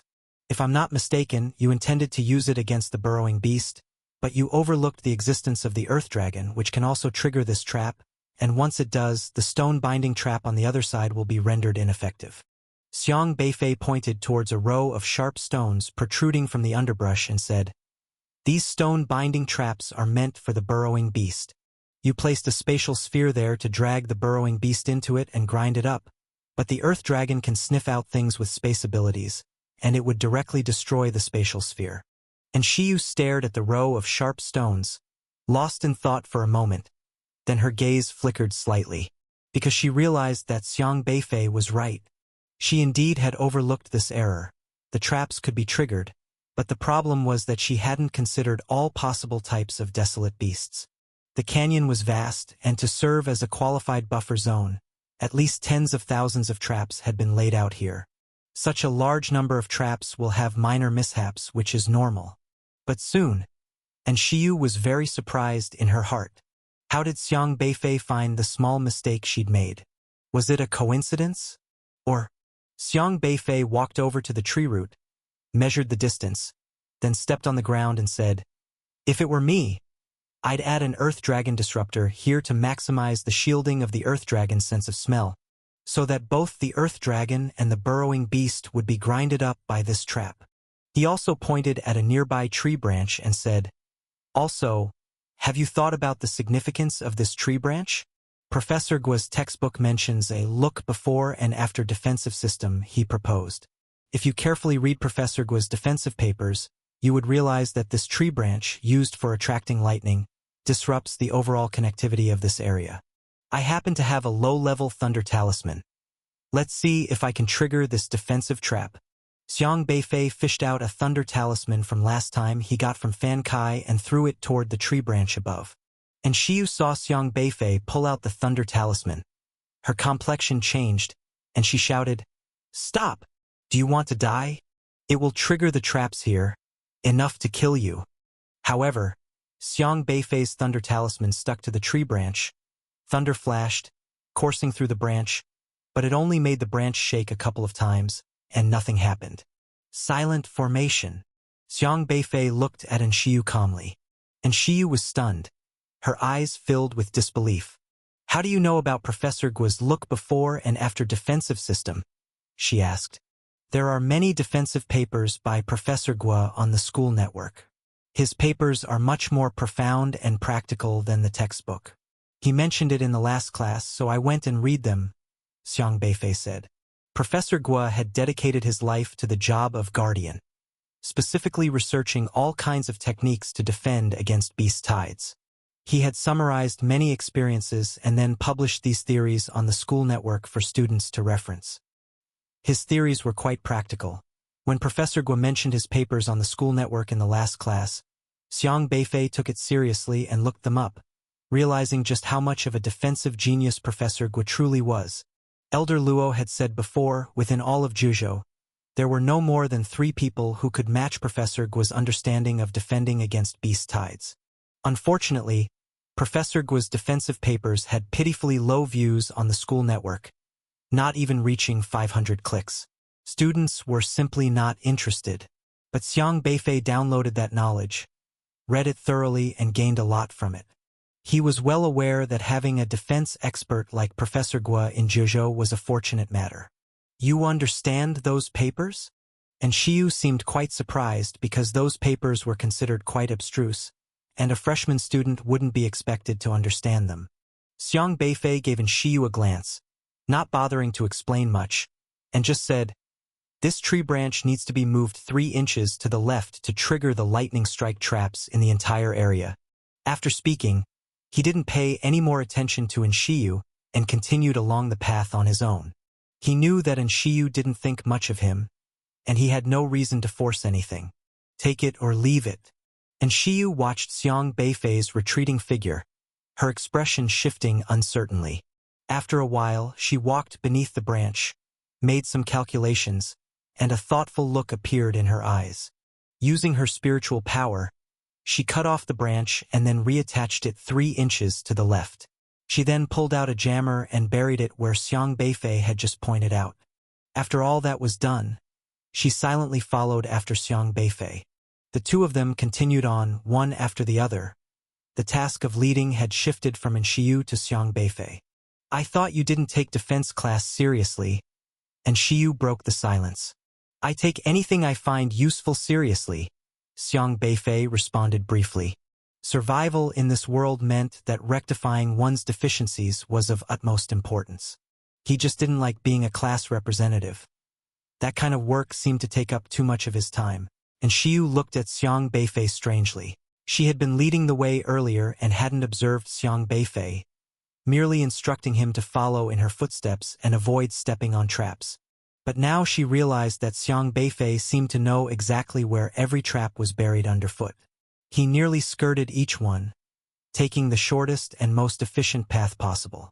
And he was even taking shortcuts. "Have you been here before?" Enshiyu asked. "This is my first time," Xiang Beifei said. "Then how do you know the way?" "I don't know the way, but I recognize traps. The traps here are much like the ones Professor Guo teaches about. If you understand Professor Guo's theories, it's clear where the way out is." Xiang Beifei had the talent of learn by analogy, making him quick to learn new things. Recently, he had spent a day making sense of all the papers published by Professor Guo. Professor Guo's defensive concepts were numerous, and to this day, Xiang Beifei still had not finished reading all his papers. But since Enshiyu had been trained by Professor Guo, her defenses were based on his theories, so understanding them a bit wasn't difficult. "To think that you found a way out like this?" Enshiyu was genuinely surprised. She thought she understood Professor Guo's theories best, but to her astonishment, this freshman, only 1 month into the semester, and having attended fewer than 10 classes, seemed to have completely grasped the defenses she had spent half a year setting up for the beast tides. This made her feel somewhat disgruntled. To continue her deceased father's path and become a qualified guardian, she had taken Professor Guo as her role model, diligently learning all his defensive insights and knowledge, poring over all his literature. She worked harder than anyone, managing to accumulate all required credits within 1 year at Liangzhou University. graduating successfully and becoming Professor Gua's teaching assistant. Professor Gua himself had said that she was the most talented student he had ever seen in learning defensive knowledge in his many years of teaching. But why then did this freshman, in just a month, seemingly catch up to her in the mastery of defensive theory, even appearing to understand the canyon's traps better than her? No matter how much you understand defense knowledge, I won't easily acknowledge you. And Shiyu still didn't believe in Xiang Beifei at this point, because she had seen a talent like Xiang Beifei before. That person was Wu Shixian, an SSR, an exceptionally ungrateful person. Xiang Beifei stopped walking, turned to look at Shiyu, and said somewhat curiously, "You've always forgotten one thing. I don't need your recognition. In this world, if there's one person whose approval I truly desire, then that person can only be me, not you. What does your approval have to do with me?" Seeing oneself clearly, understanding oneself, compensating for one's shortcomings, enhancing oneself, this was the way to better recognize oneself. Like Elder Luo, he also didn't like living under the scrutiny of others. Therefore, how others viewed him was of no consequence, so long as he had his own standards. After saying this, Xiang Beifei turned back and continued forward, and Shiyu stood rooted to the spot. She was choked by Xiang Beifei's words, feeling very annoyed inside. Yet she couldn't find an excuse to retort. It turned out that Xiang Beifei simply didn't care about her gaze.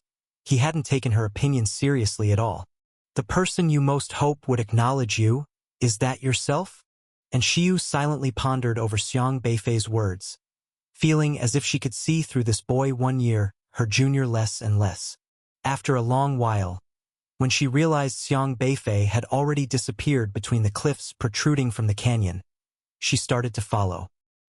Along the way, Xiang Beifei pointed out 7 errors in the traps Shiyu had laid. 7 errors actually were very minor, as there were at least 10,000 traps laid out throughout the Great Canyon, making the error rate quite low and up to the standard for defense. But Shiyu was serious.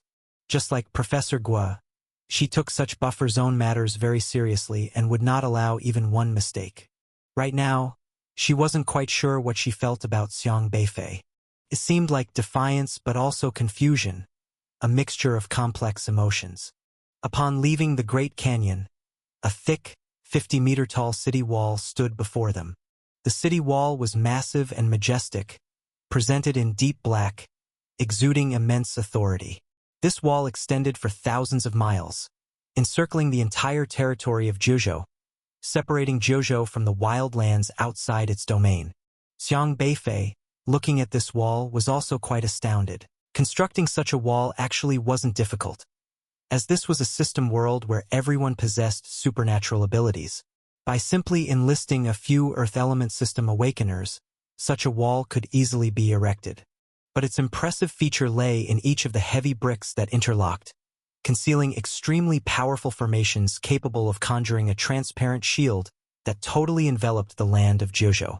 Such a level of defense could stop even desolate beasts that could fly or burrow, tearing through space itself. The towering wall, condensing various powerful defensive measures, blocked space, flight, elemental attacks, corrosion. In his eyes, it was nearly the toughest defense in the world. If one could destroy such a wall, creating a large breach allowing a tide of beasts to flood into Jiuzhou territory, just how did those desolate beasts accomplish this? Xiang Beifei couldn't comprehend. He still lacked a clear concept regarding the formidable beast tide.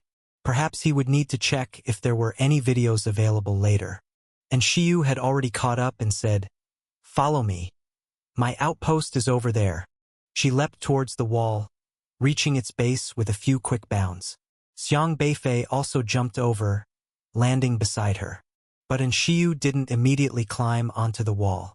Instead, she reached out to touch the wall, upon which a strong and mysterious ripple spread, rapidly enveloping both of them as if inspecting their identities.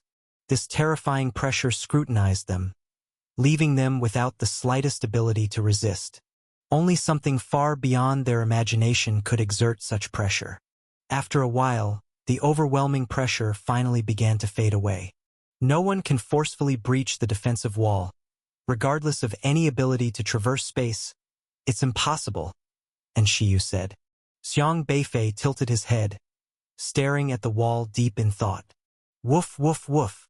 Xiaohei seemed unconvinced by Shiyu's statement, gearing up on Xiang Beifei's shoulder. Xiang Beifei couldn't help but laugh wryly, saying, I know you're capable, but no showing off. Xiaohei claimed it had this ability, but it would have to wait until Xiang Beifei's cultivation was stronger. Xiaohei's strength depended on Xiang Beifei. The stronger Xiang Beifei was, the stronger Xiaohei would be. But then Xiang Beifei suddenly realized something. If Xiaohei had this ability, could there be beings among the desolate beasts like Xiaohei? Stone steps quickly protruded from the city wall, and they ascended to the top of the wall along the stairway. This place indeed resembled the Great Wall, but it was much broader and thicker, almost 3 to 4 times the thickness of the Great Wall. Along the city wall, at regular intervals, there was a guard post. In each post stood a duty guard, each with cultivation no lower than the meridian opening stage. Xiang Beifei, a student in the later stages of qi controlling, seemed quite diminutive walking atop the ramparts.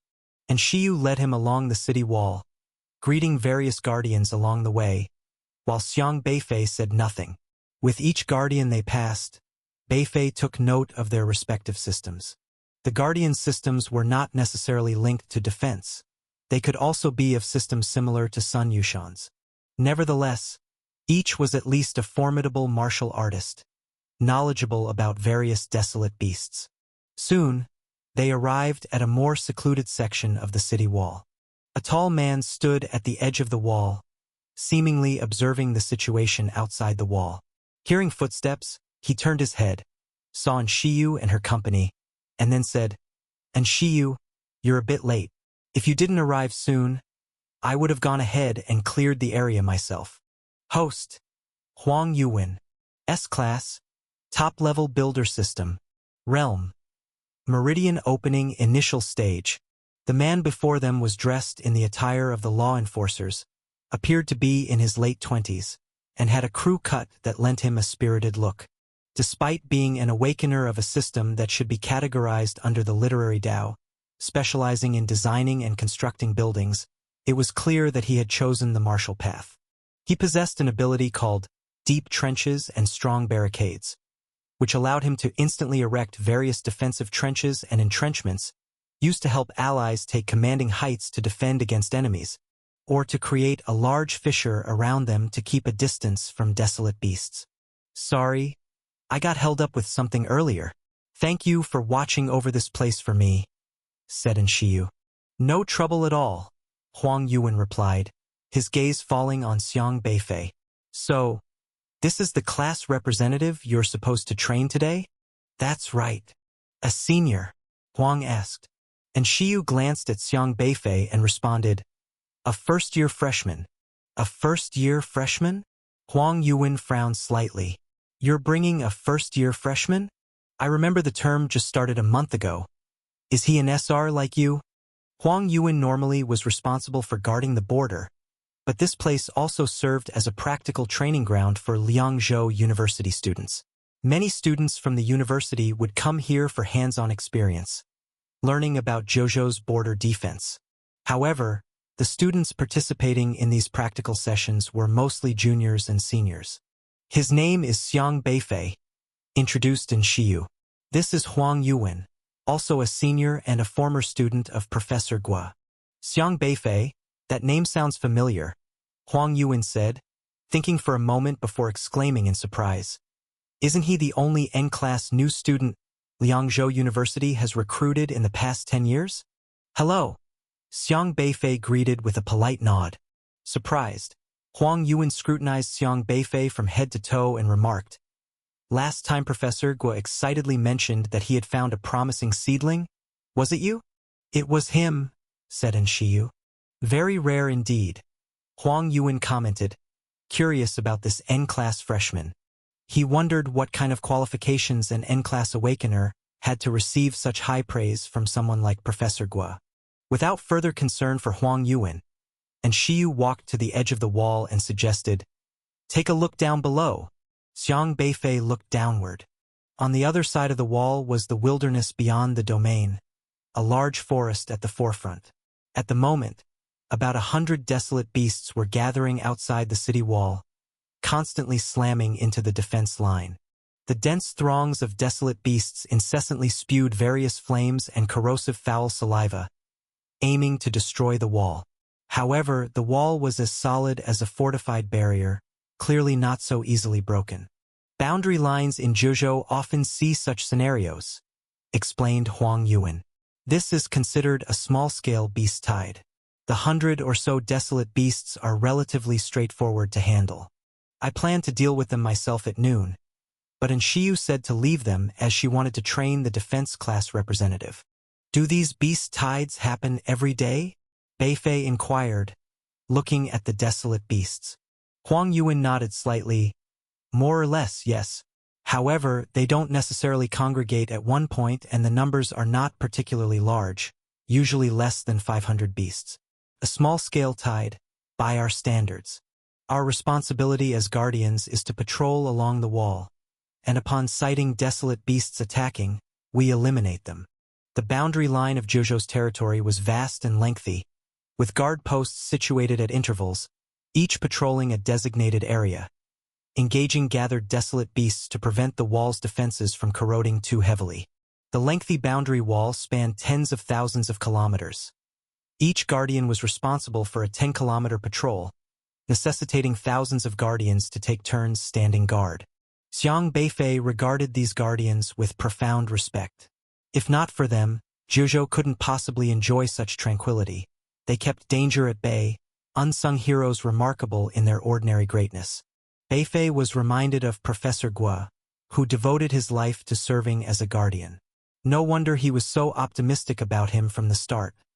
In his eyes, a student capable of killing desolate beasts was most important. People like Professor Guo indeed deserved respect. And with that thought, Xiang Beifei's mind drifted to Wu Shixian. He exploited his SSR system to obtain a high-ranking position, only to cause trouble for defenders such as Professor Guo and Shiyu. Beifei resolved to deal with Wu Shixian properly the next time they met. You've worked hard, Xiang Beifei said. Huang Yuan laughed. Haha, not too bad. We have the high ground merely guarding this place. These desolate beasts are not that strong. We sometimes even hold hunting competitions to kill them for fun. As long as it's not a large-scale beast tide, there's no need to worry too much. And Shiyu said, there are more than 100 desolate beasts here. I checked at noon, and the variety of species was quite complete. It was a good opportunity for practical teaching, which is why I asked the senior to help guard. All right then, you students go ahead and learn. I have other things to do, so I'll be leaving now. With a smile, Huang Yuan turned to Xiang Beifei and said, you work hard too, and Shiyu is a very talented genius. Follow her and learn well, it won't be wrong. He left quickly, and Shiyu placed her hand on the crenel of the city wall, and the crenel shimmered with light, beginning to scan them. After confirming their identities, the bricks under their feet started to float up automatically, forming a small beacon tower around them. Standing on the beacon tower, they left the city top and began to descend toward the wilderness outside the domain. It functioned like an elevator, but the beacon tower was attached to the city wall. If danger approached, it could instantly pull them into the safety of the walls. It stopped when it was 20 meters above the ground. And Shiyu looked at Xiang Beifei and said, with so many desolate beasts, it's impossible for someone in the late chi-controlling stage to kill them all. So at this time, you need teammates to help. Normally, at least 4 or 5 people work together. It seems you didn't bring any other classmates, Xiang Beifei commented. That's because they are all freshmen, they have never experienced the wilderness outside the domain, and can only attend simulated classes. However, the professor said you needed to come here to learn, and Shiyu explained. Xiang Beifei's classmates were basically only in the early stages of chi controlling. Such strength was hardly enough for this place, and they were only suited for simulated classes. The simulations were very realistic, but even if attacked by desolate beasts and torn apart, they wouldn't lose their lives, which inadvertently lessens their sense of crisis. You've only been to the wilderness outside the domain once, and that area was prearranged by Mr. Yuchi. However, the beast tide here is not that simple. Over 100 assaulting at once is not something you can handle alone. So don't be overconfident. And Shiyu said earnestly, "Do you think last time was prearranged by Mr. Yuchi?" Xiang Beifei inquired. "He sent you to the swamp of the Three Souls Desolate Snake. Then can you tell me how the triangular thunder kite appeared?" Xiang Beifei retorted. And Shiyu frowned slightly. "I'm not interested in prying into past matters, no matter what everyone says. When you defeated the triangular thunder kite, I think it involved some luck. But the quantity of this beast tide far exceeds what you have faced before and is much harder to deal with. You'd better understand this." And Shiyu stated coldly, "Luck? Your eyesight is really good." Xiang Beifei responded indifferently. And Shiyu spoke gravely, "Real combat is different from the trap theory we just discussed. Be serious." "Real combat, you say?" Xiang Beifei surveyed the 100 or so desolate beasts before him. These beasts were mostly common and not very powerful, with only a dozen or so in the late chi controlling stage and the rest in the early and mid stages. Last time, he even slaughtered the crying tentacle monster, which was equivalent in strength to the meridian opening stage. So why would he fear these creatures? And Shiyu, unaware that Xiang Beifei had already visited the city of the old days, continued, "When facing a beast tide attacking a city, there's no need to panic. You first need to distinguish the types of desolate beasts clearly, and then use the manpower around you to give commands effectively. The abilities of desolate beasts and awakeners actually counteract each other. Some desolate beasts' abilities are specifically adept at countering certain defenders, so at that moment, you must manage your subordinates and ensure that awakeners who are countered by desolate beasts team up with those who can counteract the beasts. Only with rational pairing can we minimize casualties. Introduction to Defense of Juzhou is a course designed to train defenders. As the class representative, you are equivalent to a small team leader of the defenders. Other students in the class need to resist the desolate beast's assault under the command of the class representative. I've come alone. So is my mission today to kill these desolate beasts? Xiang Beifei asked. I said, I didn't ask you to show off. And Shiyu said indifferently, you are just a body cultivator and absolutely don't have the ability to handle so many desolate beasts on your own. Just follow my commands, and I'll teach you how to identify the weaknesses of desolate beasts, how to kill different types, and you just need to learn from me. I'll tell you which desolate beast to kill, and you'll go kill that one. And Shiyu was very impolite to Xiang Beifei, perhaps because he had just pointed out a mistake in her trap setup, which made her feel unconvinced. However, her strength was a whole major realm above Xiang Beifei's, so in her eyes, she was indeed qualified to teach him these things. Xiang Beifei looked at Shiyu but didn't say anything. Now, come down with me. You'll stay close to me to avoid any trouble. You've only been learning for a month, and you can't fully comprehend so many desolate beasts yet, but I will teach you. And Shiyu stepped onto the edge of the beacon tower's battlements, leapt gracefully, and landed among the crowd of desolate beasts below. Xiang Beifei didn't speak. He followed and leapt down, quickly joining her amid the desolate beasts. The desolate beasts, originally furiously attacking the city walls, roared as they saw Shiyu and Xiang Beifei descending and charged toward them. Stay close to me, don't fall behind. Although Shiyu was displeased with Xiang Beifei, she was quite responsible, standing by his side, always watching him. She wasn't there to test him, but to teach him. A giant black chimpanzee charged from behind, and Shiyu waved her hand and a concentrated burst of spiritual power transformed into a sonic wave, wrapping around the chimpanzee's neck and lifting it into the air. She said, This is a double-life ape, late chi-controlling stage. It has 2 hearts, not so easy to kill. If you encounter one, the best-suited system awakener to handle it would be... Bang! Xiang Beifei directly punched. His fist wind turned into a violent gust, blasting the head of the double-life ape into a mist of blood. Just smash its head. No need for all that fancy stuff, Xiang Beifei said straightforwardly. You! And Shiyu was also stunned. She hadn't expected Xiang Beifei to be so domineering, killing the double-life ape with a single punch. Although such a beast was no big deal for her, Xiang Beifei was after all just a chi-controlling newbie.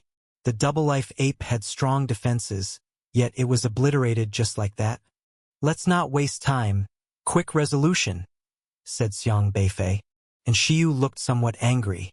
She raised her voice and said, "I told you to come here to learn and understand the weaknesses of every desolate beast, so that on the battlefield, you could command your classmates to deal with them.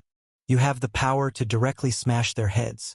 But have you considered whether your classmates have that ability? Are they also supposed to smash their heads like you? What I want is for you to know the weaknesses of every desolate beast, and then teach your classmates how to kill them." "Weaknesses, huh?" Xiang Beifei scanned the desolate beasts around him, then in a flash, dashed out. Boom! He wielded breath soil, shaping it into all sorts of lethal weapons, while his figure nimbly darted among the desolate beast crowd. How these beasts would attack, from which direction they'd come, whether they would spit fireballs or ice spikes, he saw it all clear as day. He moved like a wraith, flitting through the throng. He pierced the raging earth dragon's snout with his breath soil. A thick earthworm was defeated by his punch to its body segments, collapsing right on the spot. A 2-meter-long wasp had its tail sliced off. A 1-meter-wide meaty beast had a hole punctured under its scale armor, deflating like punctured leather. He was no longer the ignorant newbie from the entrance assessment over a month ago. During the summer vacation, while studying with Elder Luo, he had taken the time to read about many desolate beasts, thoroughly understanding their weaknesses and how to kill them. Therefore, Xiang Beifei didn't need to think at all or even exchange blows. One glance was enough for him to have his strategy in mind, with swift and precise strikes. In just 5 minutes, he had already taken down more than half of the desolate beasts. 10 minutes later, Xiang Beifei had killed all 100 desolate beasts. This, and Shiyu's gaze was also shockingly fixed on Xiang Beifei. Xiang Beifei slowly turned around, looked at Shiyu, and asked, "Is that all?" And Shiyu, looking at the desolate beast corpses scattered everywhere, suddenly found herself at a loss for words. As a guardian, she had grown accustomed to seeing many people bravely slaying desolate beasts. Such scenes were not strange to her, but she had never seen a chi-controlling student achieve this level of prowess within just 10 minutes. And Shiyu gritted her teeth and said, "I told you. I didn't want you to kill these desolate beasts through brute force, but to exploit their weaknesses. You have the strength, but your companions do not. I want to teach you where their vulnerabilities lie. It's not about you playing the hero.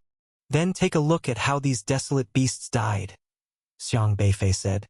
And Shiyu paused, walked over to the group of desolate beasts, and scrutinized the bodies lying on the ground. After distinguishing carefully for a moment, she was shocked again. Each desolate beast had been killed with a single strike, precisely targeting their weaknesses. He had already known the weaknesses of these desolate beasts, and his moves were so clean and decisive. "It's just the two of us here. If I can easily kill these desolate beasts by targeting their weaknesses, so can you. If we both can do it, how can you speak of heroism?" Xiang Beifei asked, and Shiyu was left speechless by Xiang Beifei's retort. Today, she had intended to teach Xiang Beifei each desolate beast's weakness, and how to kill them with the least effort. But Xiang Beifei evidently didn't need her instruction. She suddenly realized that bringing Xiang Beifei here might have been somewhat redundant. And at that moment, a tentacle suddenly shot out of the ground beneath Xiang Beifei's feet, silently stabbing towards his back. Xiang Beifei, facing in Shiyu, seemed not to notice. And Shiyu's expression changed slightly, and she immediately yelled, "Watch out behind you!" Despite her biases against Xiang Beifei, she still urgently wanted to intervene and deal with that tentacle. Bias is bias, but duty is duty. As a teaching assistant, as a guardian, protecting students is her obligation. And Shiyu had even dashed in front of Xiang Beifei, intending to pull him away. But Xiang Beifei just calmly looked at Shiyu, hardly bothering to turn around, letting the tentacle strike his back. A wave of spiritual power swept up from his back, forming into a clever force that surged along the tentacle, recoiling upon it. Crack! The tentacle was shattered into pieces by the backlash of his spiritual power, scattering in the air. Splat! The ground also oozed a pool of blue blood, as the desolate beast died without even having the chance to emerge its head and body. And Shiyu's hand, originally reaching out to grab Xiang Beifei, stopped mid-air. Still think I killed the triangular thunderkite by luck? Xiang Beifei stared at Shiyu and asked, "You?" And Shiyu was astounded. She had realized that what Xiang Beifei had just used was surely the counterstrike taught by Professor Guo. With the power of spiritual powers, counterstrike, he had killed the desolate beast lurking underground. He had mastered the counterstrike so proficiently? How could this be possible? He had only been learning for a month. In just 1 month, he had mastered it to this extent? And Shiyu bit her lip. "If you want to train me, find some tougher desolate beasts. These are not sufficient," Xiang Beifei said earnestly. And Shiyu remained silent, not knowing what to say. Looking for tougher desolate beasts? Xiang Beifei was just a freshman. He only needed to understand the desolate beasts that freshmen should learn about, which were already quite troublesome for many freshmen. Not to mention, even sophomores and juniors probably couldn't handle them completely. Today's outing with Xiang Beifei was just because, as the class representative for the defense course, he needed to learn how to deal with these desolate beasts first before commanding other students. But now that Xiang Beifei had already learned and could identify the weaknesses of the desolate beasts, it meant that he was already qualified as a class representative. And Shiyu's confidence was suddenly shaken. Is he really that strong? And Shiyu's trap for the desolate beasts had been pointed out by Xiang Beifei as flawed. She thought she could regain some face by surpassing Xiang Beifei in knowledge of desolate beasts' weaknesses. But it turned out Xiang Beifei's understanding of desolate beasts was not less than hers. Most importantly, Professor Guo's defense skills. He had mastered them so quickly. He had been learning for less than a month.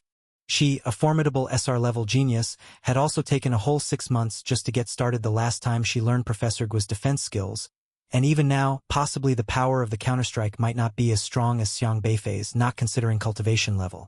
Professor Guo had told her last time that Xiang Beifei was a genius, and Shiyu had been somewhat skeptical, but now she was forced to believe it. The professor may not understand people's character, but he recognizes talent. It seems he was not wrong. So was I the one who was mistaken? And Shiyu's heart could not calm down. "Well done. Good job." Professor Guo's voice suddenly appeared not far away. Xiang Beifei and Shiyu turned their heads and saw that Professor Guo was standing by the beacon tower, his face aglow with excitement as he watched Xiang Beifei. And Shiyu snapped back to reality, glanced at Xiang Beifei, then without a word, leaped up and landed next to Professor Guo. Speaking out, "Professor, I thought you were resting today. I just happened to be free, and since Xiang Beifei is here for the first time, I thought I'd come have a look and see what I could help with." "Little did I expect, haha," Professor Guo exclaimed with a sigh. He had wanted to see if there were any shortcomings when Xiang Beifei was killing the beasts, so he could give some casual advice. But to his surprise, Xiang Beifei did it so perfectly. Where would he need his advice? When Xiang Beifei was undergoing the entrance assessment, Professor Guo wasn't at the school, and only that short video was available for reference, but it was just that short video after all. Although, in the eyes of a professor like him, that video was sufficient to explain a lot, he still didn't know if Xiang Beifei was just as capable against other desolate beasts. Today, he finally witnessed Xiang Beifei's talent with his own eyes. How could he not be delighted? To be clear, among previous students, even those rated SR and SSR did not necessarily know how to kill desolate beasts by targeting their weak points at the time of their admission. But Xiang Beifei knew. Not only did he know, but he could easily do so with a targeted strike. Professor Guo was more than willing to train a student like Xiang Beifei to become an expert at killing desolate beasts. With such a student, why worry about the threat of desolate beasts? Xiang Beifei turned his head to look at Xiaohei. Every time he killed a desolate beast, Xiaohei would excitedly dash over to extract the beast's inner core, collecting over 100 desolate beast inner cores all at once. After Xiaohei had taken away all the desolate beast inner cores, Xiang Beifei then followed suit and leaped up. Your talent is too high. I underestimated you. Professor Guo looked at Xiang Beifei with eyes full of wonder, and then his eyes revealed a tinge of regret. If only I had met you before Luo. With such talent, becoming a guardian would surely ensure peace and safety for a region. And Shiyu regained control of the stone platform, leading everyone back to the top of the city gate tower. Xiang Beifei inquired, Professor, after killing the desolate beasts, do we need to hand over both the beasts and the inner cores? You just need to submit a quarter of the beast pills for each realm, that's good enough. Desolate beast inner cores are also very pure spiritual power. Integrating them into the city walls can help maintain the defensive power. But since guardians also need to cultivate, you should keep a tally of the desolate beasts you kill. A quarter of the inner cores go to the city wall, and the remaining 3/4 belong to the killer, Professor Guo said with a smile. Being a guardian is a tough duty. Aside from a few with a strong sense of responsibility, most awakeners prefer not to come here, so the inner cores obtained from killing desolate beasts naturally have to be left to the guardians as an incentive.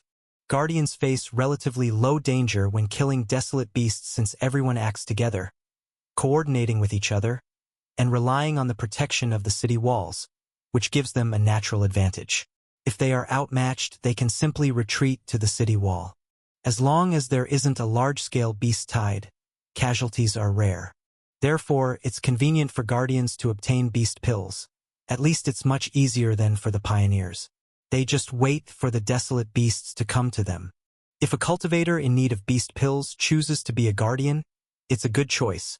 They can quickly and safely obtain beast pills, only needing to contribute a quarter for the city wall's defenses. Many guardians find this arrangement acceptable. Of course, the desolate beasts that appear near the city wall are mostly not very strong, usually at the chi controlling stage. Whereas pioneers need to venture into the outer desolate lands and may encounter meridian opening stage desolate beasts, obtaining even more precious beast pills. So, guardians and pioneers each have their advantages and disadvantages. High risk, high rewards, low risk, low rewards. It comes down to individual needs for beast pills. Beast pills are precious, forming one of the sources of energy that sustain human society. And the more powerful the beast pill, the higher the price. After a while, Professor Guo added, just take them all. There are special considerations here for Liangzhou University students. You're not yet guardians, just students still in training and in great need of beast pills, so taking them all is no issue. The school will cover the portion that should be handed in for you. However, once you reach the meridian opening stage, you will have to submit a quarter as per regulation. Most students interning here are at the chi controlling stage, and each student can hardly kill a few desolate beasts. After a class, killing 4 or 5 would be pretty good.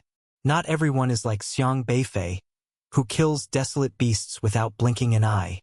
Ordinary students already kill so few, so if they had to submit a quarter, it would be a bit harsh. Therefore, whenever students come here to learn about killing desolate beasts, Professor Guo would let them take all the beast pills, hoping that his students might improve their own strength with these beast pills. But Professor Guo is actually a very strict person. Being a guardian, rules are rules.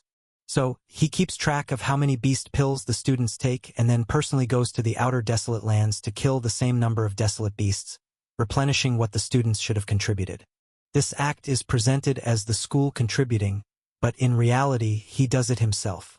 In his mind, as long as his students can improve themselves and contribute to Juzhou's defense in the future, then his efforts are worthwhile. Most people don't know this, except for Shiyu. That's also why Shiyu has always respected Professor Guo. Xiang Beifei tallied the number of beast pills. In that case, we killed a total of 113 just now, with 67 at the early stage of chi controlling, 32 at the middle stage, and 14 at the late stage. Where do you usually hand over the beast pills? They are placed on top of the city wall. There is a formation in the wall that automatically absorbs them and transforms them into protective power, Professor Guo said. Xiang Beifei put all the beast pills on top of the city wall in one fell swoop. Seeing that Xiang Beifei had placed them all, Professor Guo hurried to stop him. No need, just take them with you. You're still a student, you don't need to hand them over, you probably really need these beast pills. This wall needs them more than I do. Xiang Beifei found no use for these inner cores. If he really needed them, he could make a trip to the wilds beyond the realm and kill some more desolate beasts with ease. Desolate beasts bred rapidly and were essentially inexhaustible. There were as many chi-controlling beast pills as one could want. After all, the wall on the frontier was protecting the safety of Jojo. He might not become a guardian in the future, but if he could contribute any bit of guarding strength, he would do so. The wall emitted a beam of light, devouring all the beast pills that Xiang Beifei had placed on it, turning them into streams of light that disappeared into the crevices of the wall. Professor Guo's eyes brightened, excitedly watching Xiang Beifei. That one sentence from Xiang Beifei made his heart surge. Good, good, good. I indeed wasn't wrong about you. He patted Xiang Beifei on the shoulder. Just by that one sentence, he knew he had done the right thing in teaching Xiang Beifei the defense skills. 100 or so chi-controlling beast pills was a minor issue, but the enlightenment of a martial artist was significant. This was a child with a sense of responsibility, the hope of Jojo. In his eyes, the defense of Jojo was everyone's responsibility. If everyone had the enlightenment of this child, what would Jojo have to fear from the invasion of desolate beasts? Professor Guo found that the more he looked at Xiang Beifei, the more pleasing he was. He liked the boy immensely, polite, talented, and with a sense of responsibility towards guarding Jojo. He wished he could teach everything he knew to such a child and raise him to be a mainstay of Jojo's future. Professor Guo was exceedingly delighted, and yet regretful at the same time, feeling that it was Luo who benefited from the bargain. How come his luck was so good to snag such a student? And Xiyu was also somewhat surprised as she glanced at Xiang Beifei. These beast pills could be sold for money. Are you sure you don't want to take any? And Xiyu asked. Do you and Professor Guo take them? Xiang Beifei replied with his own question. And Xiyu fell silent for a moment and shook her head slightly. We don't take them. Both she and Professor Guo, after killing desolate beasts here, would also not keep any beast pills, instead integrating them all into the city wall to strengthen its defenses. They did not become guardians for the sake of beast pills. They saw it as their lifelong responsibility, simply desiring to protect this wall well, safeguarding the peace within the wall. Therefore, and Xiyu and Professor Guo were able to refrain from taking any bit of it. Let alone the chi-controlling stage, even if they killed Meridian opening stage desolate beasts, and Xiyu and Professor Guo would still merge the beast pills into the city wall. In her eyes, the wall needed those beast pills more than she did. If you two don't take them, then why should I? Xiang Beifei asked in confusion, and Xiyu was taken aback. You are a student, she said. Does being a student mean I shouldn't take on the responsibility of a guardian? Xiang Beifei asked. They are not killing desolate beasts on their own either. But under the professor's guidance, are they not? But for them, killing desolate beasts is too. I am not them, Xiang Beifei said calmly, and Xiyu fell silent. She couldn't refute Xiang Beifei's words. Xiang Beifei was indeed different from the average student. Xiang Beifei was just a freshman and someone who had no interest in the career of a guardian at all. He had the strength to kill so many desolate beasts and, logically, would have a greater need for beast pills, yet he didn't take a single inner core. In Shiyu's view, this was exceedingly rare. I thought you had no plans to become a guardian. And Shiyu's prejudice against Xiang Beifei was mostly based on this. She believed that Xiang Beifei had the potential to be a guardian, and his parents were also pioneers, yet he expressed his unwillingness to follow that path, unwilling to use his abilities as a guardian or a pioneer. Yet, it was precisely this kind of student who had no intentions toward being a guardian or a pioneer that Professor Guo still treated Xiang Beifei as a cherished student and protected him. Therefore, she couldn't approve of Xiang Beifei, thinking that Professor Guo's teaching him would be a mere waste of effort, and might even end up cultivating a student who was selfish and only looked out for himself. And Xiyu was very concerned that Xiang Beifei would become another Wu Shixian. Regardless of what I plan to do in the future, it won't interfere with fulfilling my duties. Xiang Beifei's words remained calm. After a moment of silence, and Xiyu finally said, You are right. Perhaps I was wrong. This thought flashed through in Shiyu's mind. These 100 or so beast pills were not particularly precious, but even the smallest bit of power was enough to add a little more resistance to the city walls against the desolate beasts. I'm just here to learn. These desolate beasts should belong to you all anyway, Xiang Beifei said. In principle, these desolate beasts could have been cleared out long ago, but Shiyu was originally here to instruct Xiang Beifei. Although the goal was not achieved, the original intention was still very clear to Xiang Beifei. It was then that Shiyu's look at Xiang Beifei finally changed. The resistance in her eyes diminished slightly, and the chill in her eyes also softened a lot. He probably wasn't the kind of person she had imagined, and Shiyu pondered in her heart. She also remembered that Wu Shixian, an SSR-level talent, had the ability to kill desolate beasts, but every time he killed one, he would take all the beast pills, never once showing the intention to leave any behind. Professor Guo had said that students at the Meridian opening stage must start following the rules, turning in as much as they are required to. However, Wu Shixian had only been enrolled for half a year when he entered the Meridian opening stage, yet he still didn't follow the rules.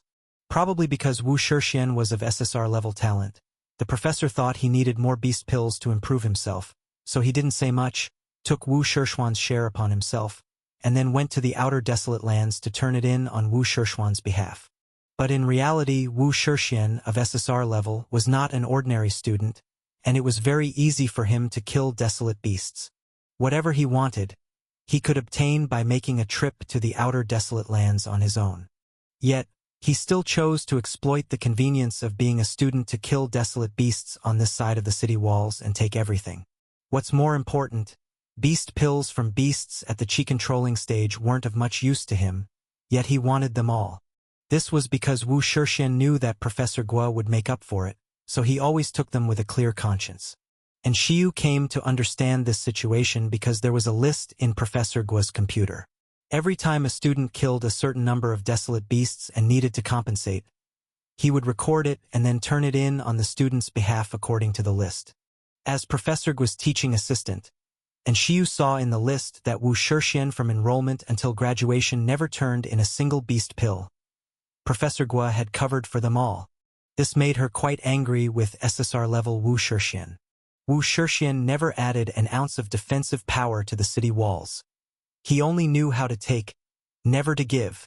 Yet, the most ironic part was that such a student worked for the Zhuzhou Alliance Defense Command after graduation, managing the guardian affairs of the border and occupying a position higher than Professor Guo. But, both being geniuses, Xiang Beifei left another strange impression on Shiyu. He's better than Wu Shixian. And Shiyu couldn't help but think, perhaps her prejudice against him was too strong? She suddenly realized that perhaps because of Wu Shixian, she had a preconceived bias against Xiang Beifei, which caused her attitude to be very poor all along.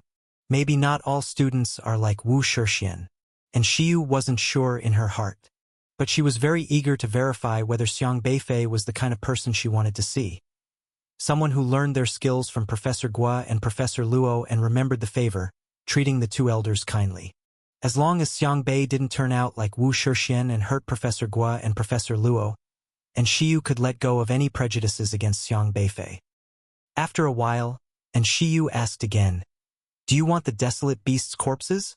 They can be distributed like the beast pills, and students can take them away to exchange for credits with the Black Technology Research Department or the dissection teachers."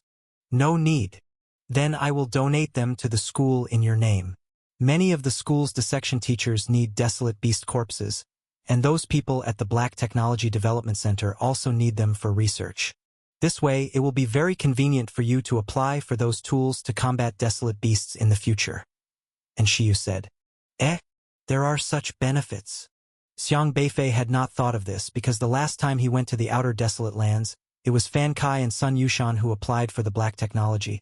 He had not been there and was unclear about the requirements for application. Yes, the school's research and development department doesn't just hand out its Black Technology for free. You either have to use student credits to exchange for it or trade with desolate beast corpses. If you don't understand, I'll assist you in registering, so in the future you can directly ask for what you need from them. And Shiyu said, perhaps because Xiang Beifei chose to use all the beast pills to strengthen the city wall's defenses, and Shiyu's attitude toward him had improved significantly. Okay. Thank you. Xiang Beifei nodded. After a moment, he asked again, by the way, you just mentioned we could exchange desolate beast corpses for student credits. So, can I take desolate beast corpses to them to add credits to the club? He now also had to serve as an associate professor for Mr. Yi. If you want to add your own student credits to the club, only the corpses of desolate beasts at the Meridian opening stage will do. One such corpse could add anywhere from 30 to 100 credits, depending on its rarity, and Shiyu explained. I see. Xiang Beifei nodded slightly, then felt a bit of regret. That last ghost mustache of remnant visage hadn't left a corpse.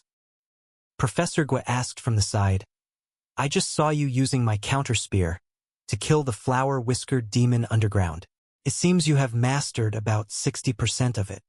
Yes, I'm still learning, Xiang Beifei said. After all, Professor Gua's defense skills were of SR rank, more powerful and complex than Rapid Flame, taught to him by Lu Hong. Having studied it for a month, he had only mastered 60%, but he felt he might be able to improve the technique with spiritual power, though it would probably have to wait until he reached the Meridian opening stage. Study well. Out of all the students, you're the most suited to learning counter spear. Professor Gua nodded in approval. Understood, Professor. Xiang Beifei stared at Professor Gua's system. He couldn't see the interface of Professor Gua's system, but Elder Luo's system did have related task prompts, so Professor Gua might as well. No matter what, if there was such a task, he wanted to help. At that moment, Professor Gua seemed to recall something and turned to Shiyu to say, Shiyu, I just happened to pass by your canyon this morning. I thought, since you're in charge of that area, I'd inspect your defensive traps. I found 7 mistakes, but I haven't marked them. You need to identify them yourself and then report back to me. In places like buffer zones, any mistake must be taken seriously. If you can hold off a desolate beast, you might give more residents a chance to escape and perhaps even save a life. Professor Gua spoke earnestly. Minor mistakes were something he wouldn't tolerate, and Shiyu was stunned. 7 errors. Exactly what Xiang Beifei had pointed out. She glanced at Xiang Beifei, but he seemed as if he hadn't heard a word, merely gazing into the vast wilderness beyond, as if looking out for something. After a while, and Shiyu said, Professor, I've already corrected those 7 errors. You found your own mistakes so quickly? Good. That's rare. Professor Gua smiled, satisfied at last. And Shiyu pursed her lips, then said, It was Xiang Beifei who helped me find them. Professor's judgment wasn't wrong. She decided to let go of her prejudices against Xiang Beifei and speak well of him. After all, he hadn't said much so far, whereas she realized her own attitude had always been quite excessive. Xiang Beifei. Professor Gua was startled for a moment, seemingly taken aback. What did he find out? He helped me identify those 7 errors, she said, not one to shy away from admitting her mistakes, and Shiyu detailed to Professor Gua the incorrect traps Xiang Beifei had pointed out earlier in the canyon. Professor Gua grew increasingly astonished as he listened because he had also memorized the locations of Shiyu's mistakes and discovered that what Xiang Beifei had pointed out matched his exactly. Disbelieving, Professor Gua looked at Xiang Beifei and asked, How did you manage that? Xiang Beifei came back to himself and inquired, Manage what? He had just been contemplating the desolate beasts within the extraterritorial wastes that were in the Meridian opening stage, considering when he might step into that phase himself, and then go out to the wastes to hunt those beasts at the Meridian opening stage to earn some points. Desolate beast traps. Can you spot the errors in Shiyu's approach? Professor Gua inquired. Oh, that matter. Xiang Beifei nodded slightly. I just read the professor's paper and was learning about this very subject. Professor Gua asked incredulously, You read my paper and then pointed out Shiyu's mistakes? I suppose so, right? You understood it? I guess. Xiang Beifei had a bad premonition. Professor Gua's eyes suddenly lit up. No, I must see if you truly have a talent for this. Come. To the field on the other side, you need to clearly point out the trap's flaws. Others have set traps there too, full of mistakes. Without another word, Professor Gua grabbed Xiang Beifei and stepped forth. vanishing from the city wall with him. Xiang Beifei. What in the world was this? Professor Guo was very excited, or to be more precise, quite agitated. More than the fact that Xiang Beifei had learned defensive skills, causing a strange task to appear in Professor Guo's system. He cared more about the fact that Xiang Beifei had actually managed to read his articles.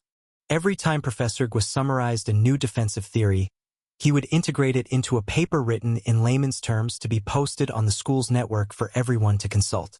Although the students were not interested and the click rate was low, he persisted in publishing them. In his eyes, even if only one student could learn from his theoretical knowledge and gain a deeper understanding of defending against beast tides, to be used in the future to protect oneself or others, then his effort was worthwhile.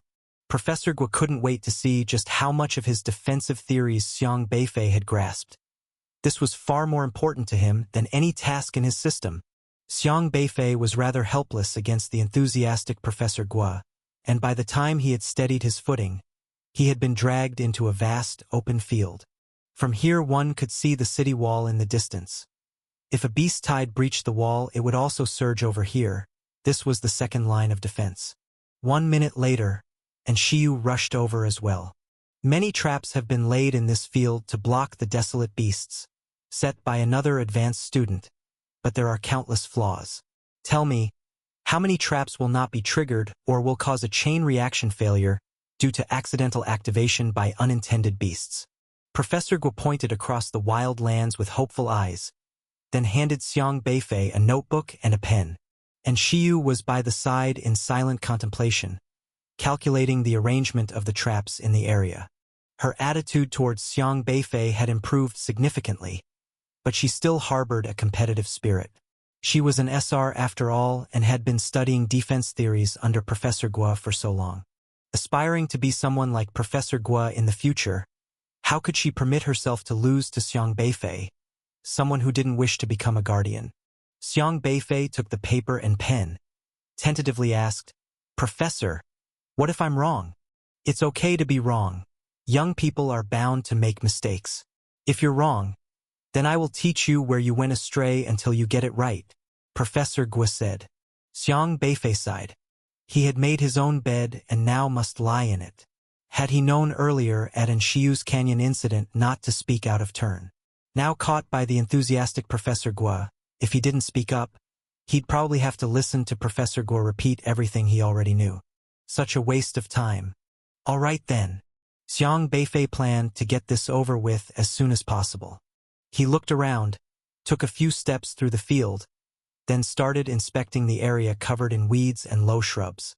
Quickly, he spotted a small cluster of desolate beast traps in a rocky gully. He could trace the connections and layout between all the traps from this small cluster, locate the coordinates of the trap recognition formation, and get a grasp of the condition of the entire field. And Shiyu was silently following on another side, inspecting the desolate beast traps in this field as well. Maintaining a distance from each other, the two moved forward in an orderly manner.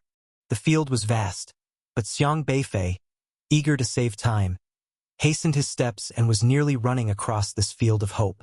And Shiyu saw that Xiang Beifei's pace was incredibly fast, which sparked her competitive spirit. She too quickened her steps, intending to rapidly locate the traps that had vulnerabilities. However, the moment she sped up, she found that she apparently hadn't inspected many areas and couldn't cover all the traps. She nearly missed an inconspicuous one by accident. Nothing to be done, and Shiyu had to slow down and check them at her own pace. With him running so fast, can he really find anything? And Shiyu furrowed her brow, feeling somewhat doubtful because Xiang Beifei's speed didn't seem indicative of someone checking for faults. It looked more like he was freely running with the wind. Had he come here to train his body? Yet, recalling the mistakes she had made in the canyon that Xiang Beifei had pointed out earlier, she wasn't so certain anymore. Every task he embarked on seemed reckless, but there also appeared to be a method to his madness. I can't lose to him again. And Shiyu had decided to put aside her prejudices against Xiang Beifei and treat him seriously.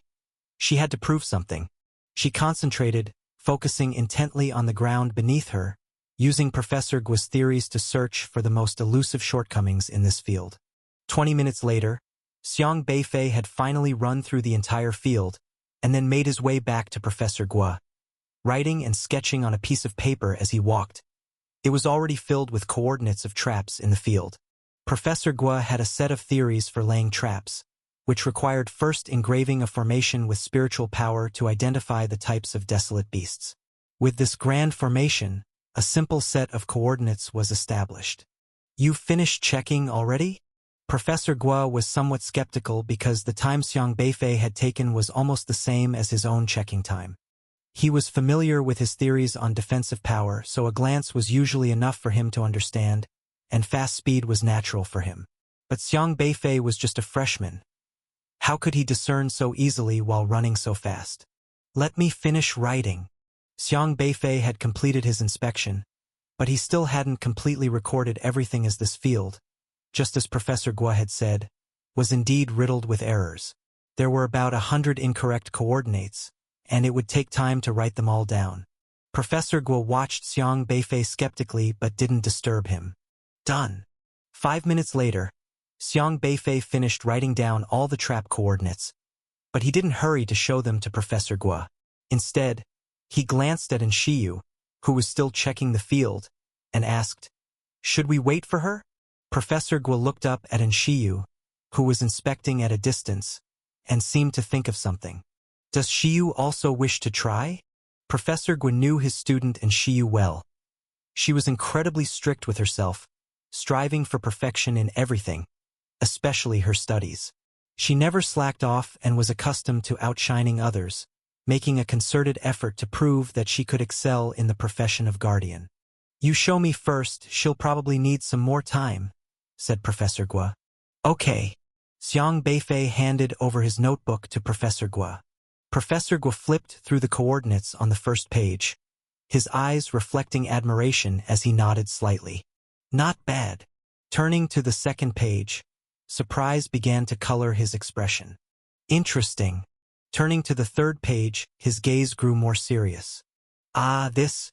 Upon reaching the fourth page, Professor Guo was utterly stunned. "You!" Then, with excitement lighting up his face as if he had discovered a new world, he said excitedly, 127 errors in the traps. Spot on. You really found them all. You even provided suggestions for improvement." Professor Guo was profoundly shocked. He had always thought Xiang Beifei was clever, but he had never imagined he would reach such an extent. In just 20 minutes, including the time taken to write, which was about 25 minutes, he had identified all the faults in the field. Then, thinking that the field's arrangement for capturing desolate beasts was not perfect, Xiang Beifei also wrote down his suggestions for improvement. And these suggestions uncannily matched Professor Guo's own thoughts. If it wasn't for Professor Guo's strong defensive power, he would have even thought Xiang Beifei had read his mind. Identifying mistakes made by a postgraduate student and providing suggestions for improvement, was this something a freshman could achieve? You really are a defensive genius. Have you really not considered becoming a guardian? People with your talent are needed among the guardians, Professor Guo asked eagerly. Xiang Beifei just smiled without giving a direct reply. Professor Guo kept marveling, muttering to himself with a mix of regret and involuntary annoyance, and then he couldn't help but curse Elder Luo. That bastard Luo. Why does he always have to snatch things before I do? It's infuriating. Xiang Beifei watched Shiyu, who was still bent over inspecting a section of the field by a stream, pondered for a moment, and then said, "Professor, may I say something?" "What is it?" "If Shiyu also manages to find all the issues, then forget it.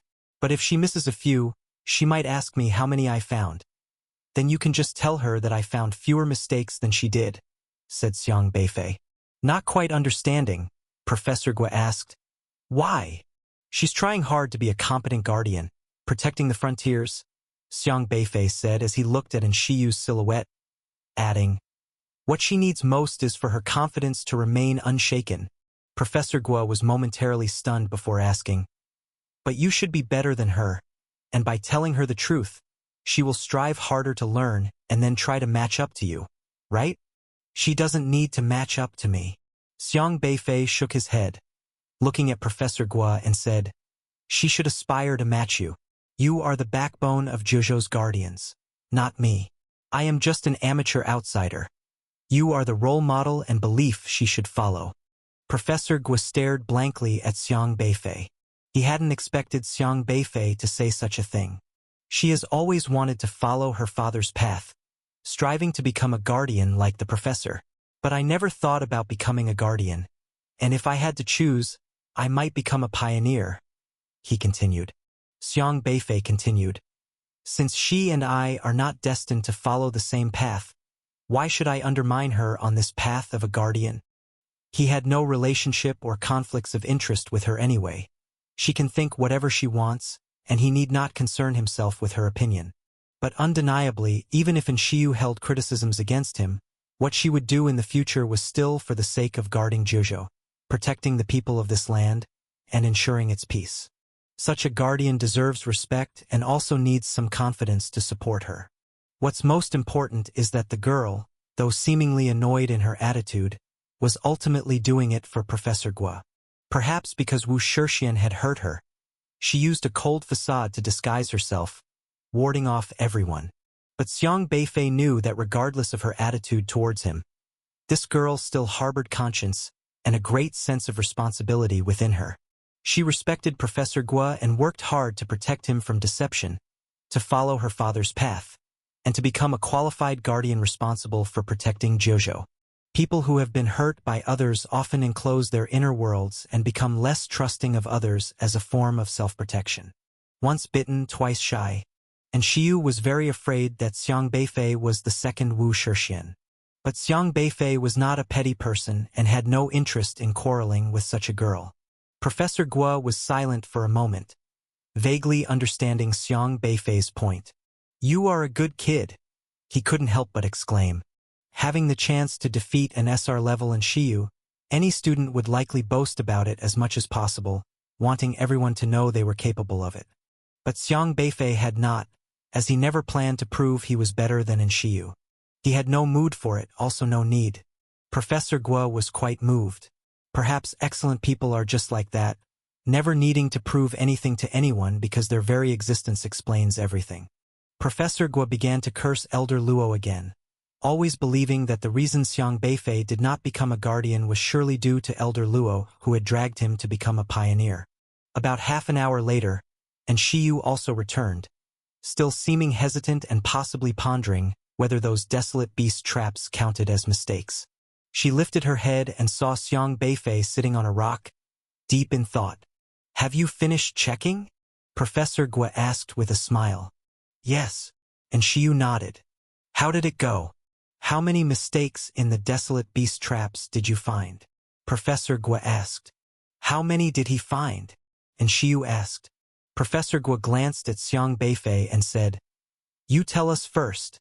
After hesitating for a moment, Enshiyu said, "I found 101. The rest I am still not sure about." "What about him?" Enshiyu still seemed eager. Professor Gua was silent for a moment, then said, "He also found 101. Xiang Beifei had told him to report fewer than Enshiyu, but he had decided to set the number the same so that Enshiyu would not become complacent.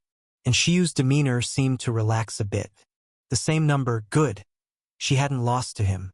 But Professor Gua soon added seriously, "However, both of you didn't check carefully enough. Xiao Lu set up a total of 13,090 traps in this field, but there are actually 127 conflicting desolate beast traps. Both of you missed 26, so neither of you should feel too smug." "Yes." And Shiyu's expression immediately became serious. Professor Gua took the coordinates Shiyu had noted down and then said, "Let's go. I need to point out where you missed. Shiyu, remember these 127 coordinates well. Tomorrow, go find Xiao Lu and tell him about these mistakes. Let him write a thorough summary report." "Understood." And Shiyu nodded. Professor Gua compared the coordinates marked in Shiyu's notebook, and then took Shiyu to point out the 26 desolate beast traps one by one that were missed. He pointed more out for Shiyu to see because Xiang Beifei had actually found them all. There was really no need to look at them again. However, Xiang Beifei obediently followed behind Professor Guo without saying anything. And Shiyu took notes seriously of what Professor Guo said. Each of his words was extremely important to her. There are many areas for improvement in this field's desolate beast traps. Xiao Lu's arrangement was not perfect. He went to the outer desolate territory today, so I won't find him now. Shiyu, I'll tell you first, and when he comes back, you can go find him, Professor Guo said. Okay. And Shiyu kept recording while responding, but soon, she slightly furrowed her eyebrows, seemingly pondering something. Professor Guo told Shiyu all the suggestions for improvement, and after speaking, his gaze involuntarily turned to Xiang Beifei, his eyes full of approval. Being a guardian is a very serious job. Since buffer zones are set up, these zones must be strictly monitored. When the desolate beast tide comes, the buffer zones are our second line of defense. Remember, no minor mistakes should be made, Professor Guo cautioned. Understood, Professor, Xiang Beifei said. All right, let's stop here for today. Shiyu, you take Beifei back to the school. I still need to walk around the city wall side, Professor Guo said. Every day after class, if he had free time, he would come to the frontier to check every line of defense, striving to make the defense as perfect as possible. And Shiyu nodded, then took hold of Xiang Beifei, and the teleportation sphere disappeared with them on the spot, returning to the teaching building. The teleportation sphere appeared exactly where it had vanished. By this time, it had already grown dark. Xiang Beifei didn't say much and turned to walk towards his dormitory building. But Shiyu suddenly spoke from behind. Why did you do that? Xiang Beifei didn't bother with the girl, just continued walking on his own.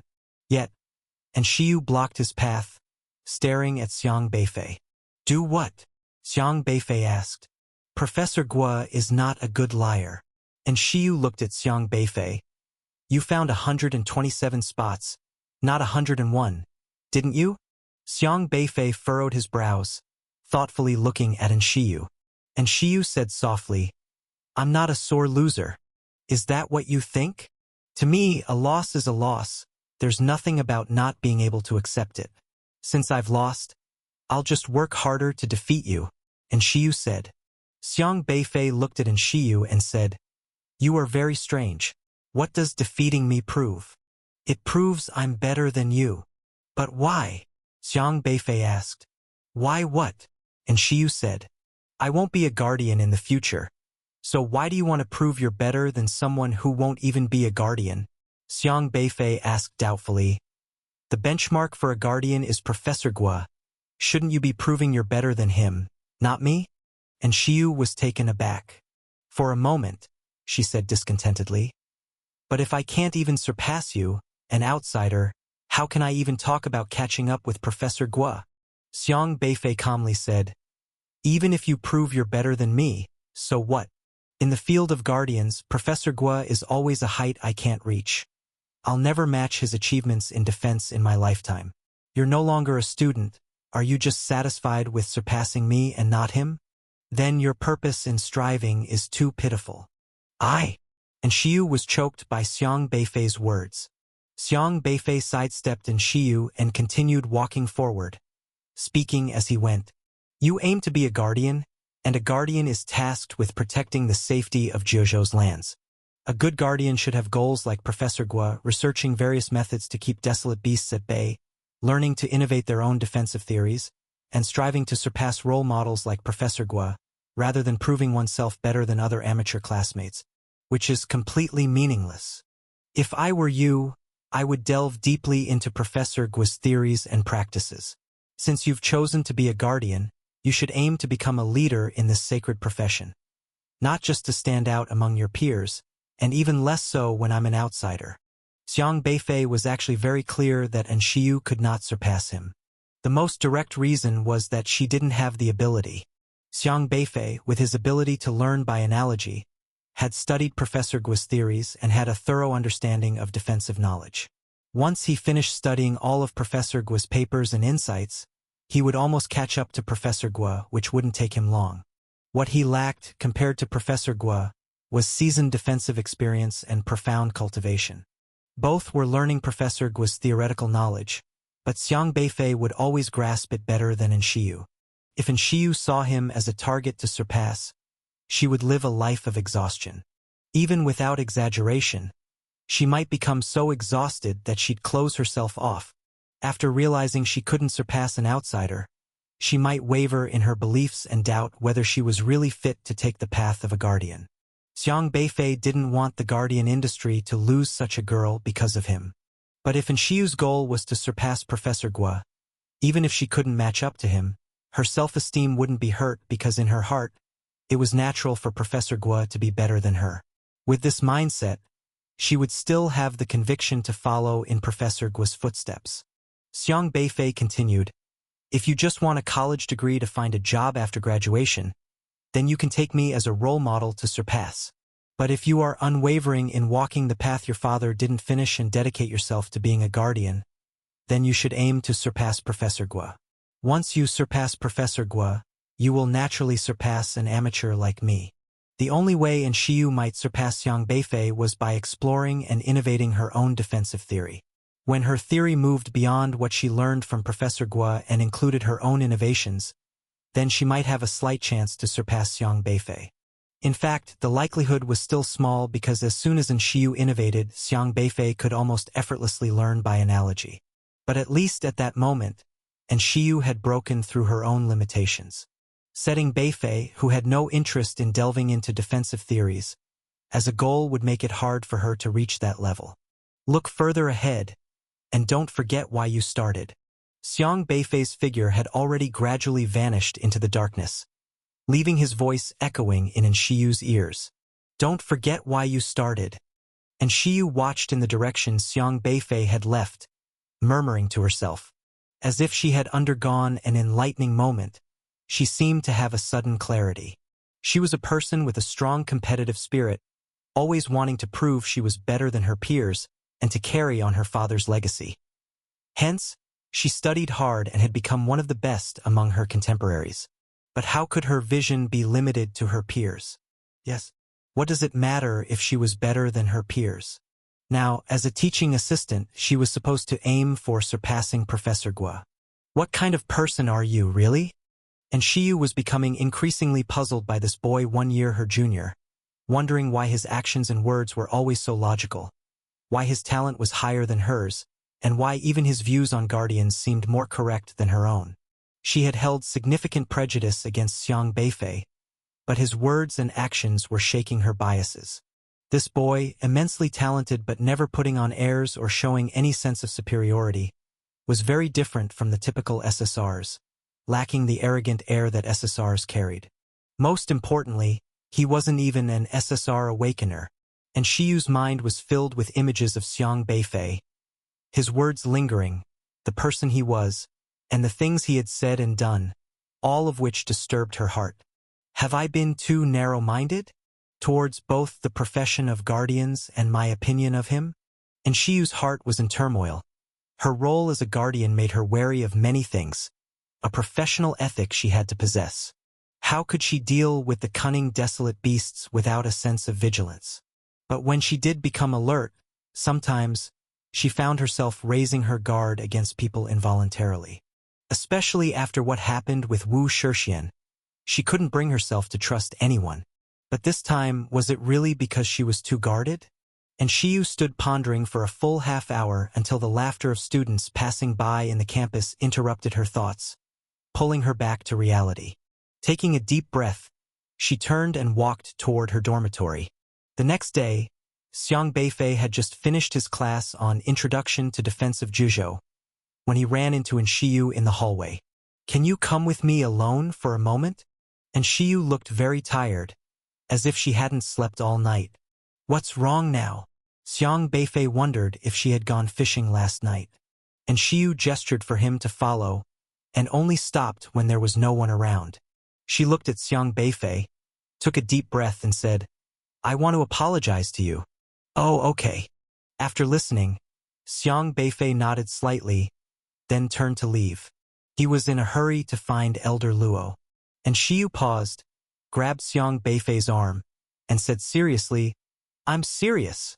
I accepted it," Xiang Beifei said, puzzled. Is there anything else? And Shiyu, are you really just brushing this off?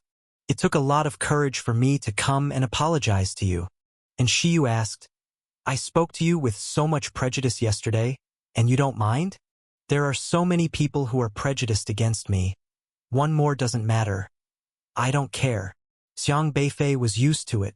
He also didn't bother about others' opinions.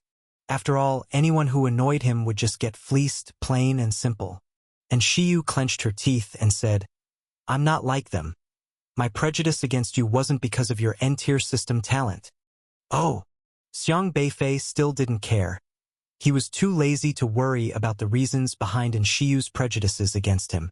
Yet Shiyu still solemnly said, I thought about it all night, and I realized I shouldn't have regarded you as someone like Wu Shixian. You were right last night. I shouldn't have treated you as a hypothetical enemy. Fine, Xiang Beifei said, and Shiyu's eyelid twitched. Why was this guy's reaction so infuriating? But she suddenly realized that her attitude towards Xiang Beifei yesterday might have been similarly annoying. It seemed she could somewhat empathize now.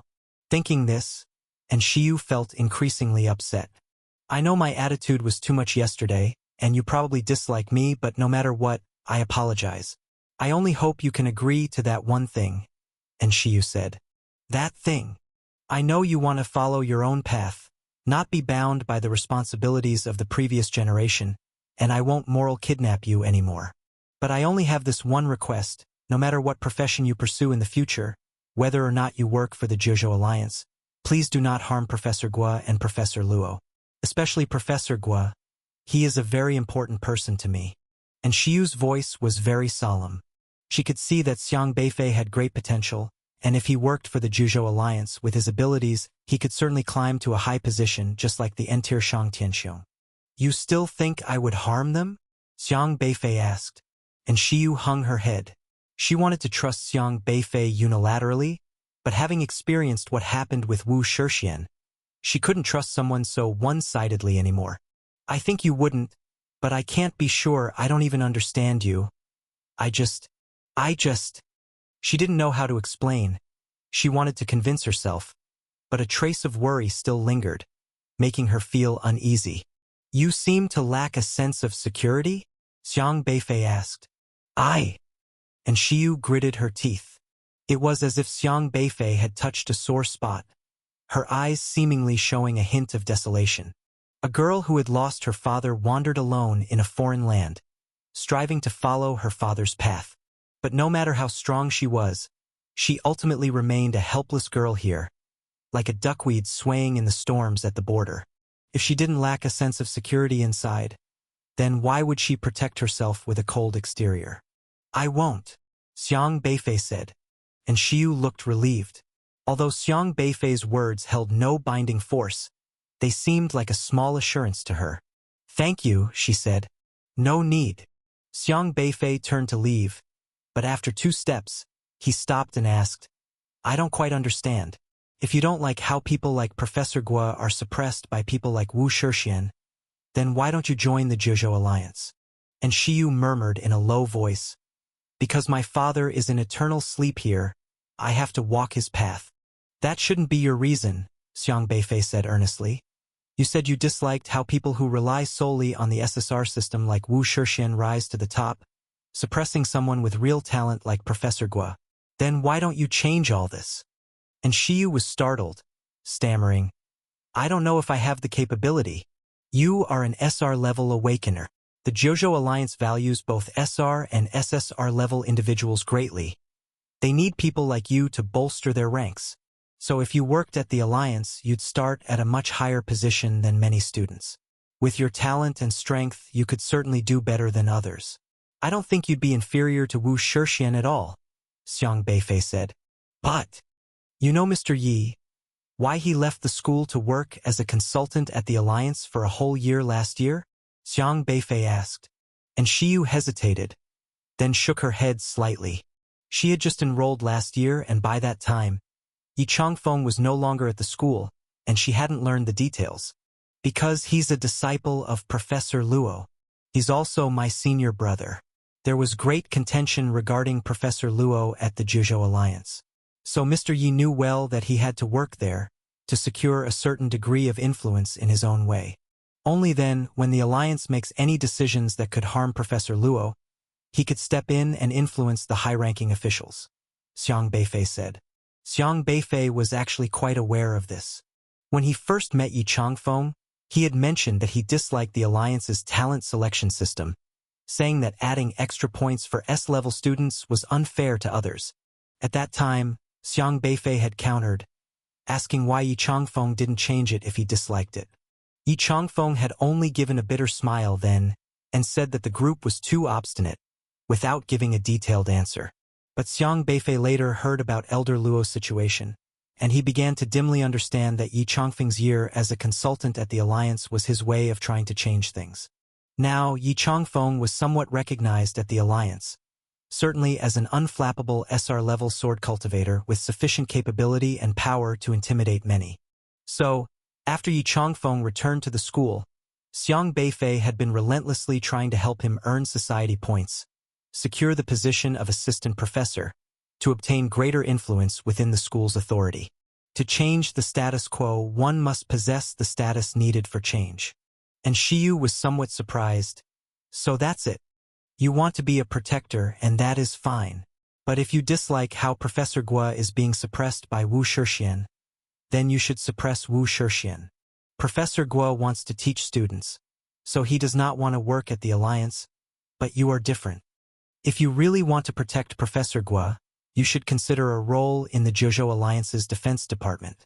With the credits you have earned in a year, you absolutely can make it there. Once you become Professor Gua's superior, you can use your authority to protect him. He will not suffer unnecessary grievances. He can continue teaching students while working on the front lines, doing what he wants the most. And you can make the profession of border guards better, right? Xiang Beifei said calmly, and Shiyu's eyes gradually brightened. She had never even considered this point before. You are right, and Shiyu murmured to herself. At her actual age, she was only a sophomore, but due to diligence, she had completed 4 years' worth of courses in 1 year and had high cultivation. But she was still just a freshman for 1 year, and had never seriously considered these matters for the future. Then I also ask you for one thing. I hope that when you strive to become Professor Gua's superior, you do not get lost in the power. Do not whimsically use Professor Gua. Please do not forget what your original intention was, Xiang Beifei said. Power often breeds arrogance, and those in high positions without a heart of reverence can easily lose themselves and unknowingly become the very type of person they hate the most. I won't. And Shiyu felt like she was being insulted, her voice raised in annoyance. You have no idea what Professor Gua means to both my father and me. You don't understand. How dare you say such things to me? It's best if you don't. Xiang Beifei looked at Shiyu calmly. Or I won't let you off either. And Shiyu's expression stalled, suddenly startled by Xiang Beifei's tone.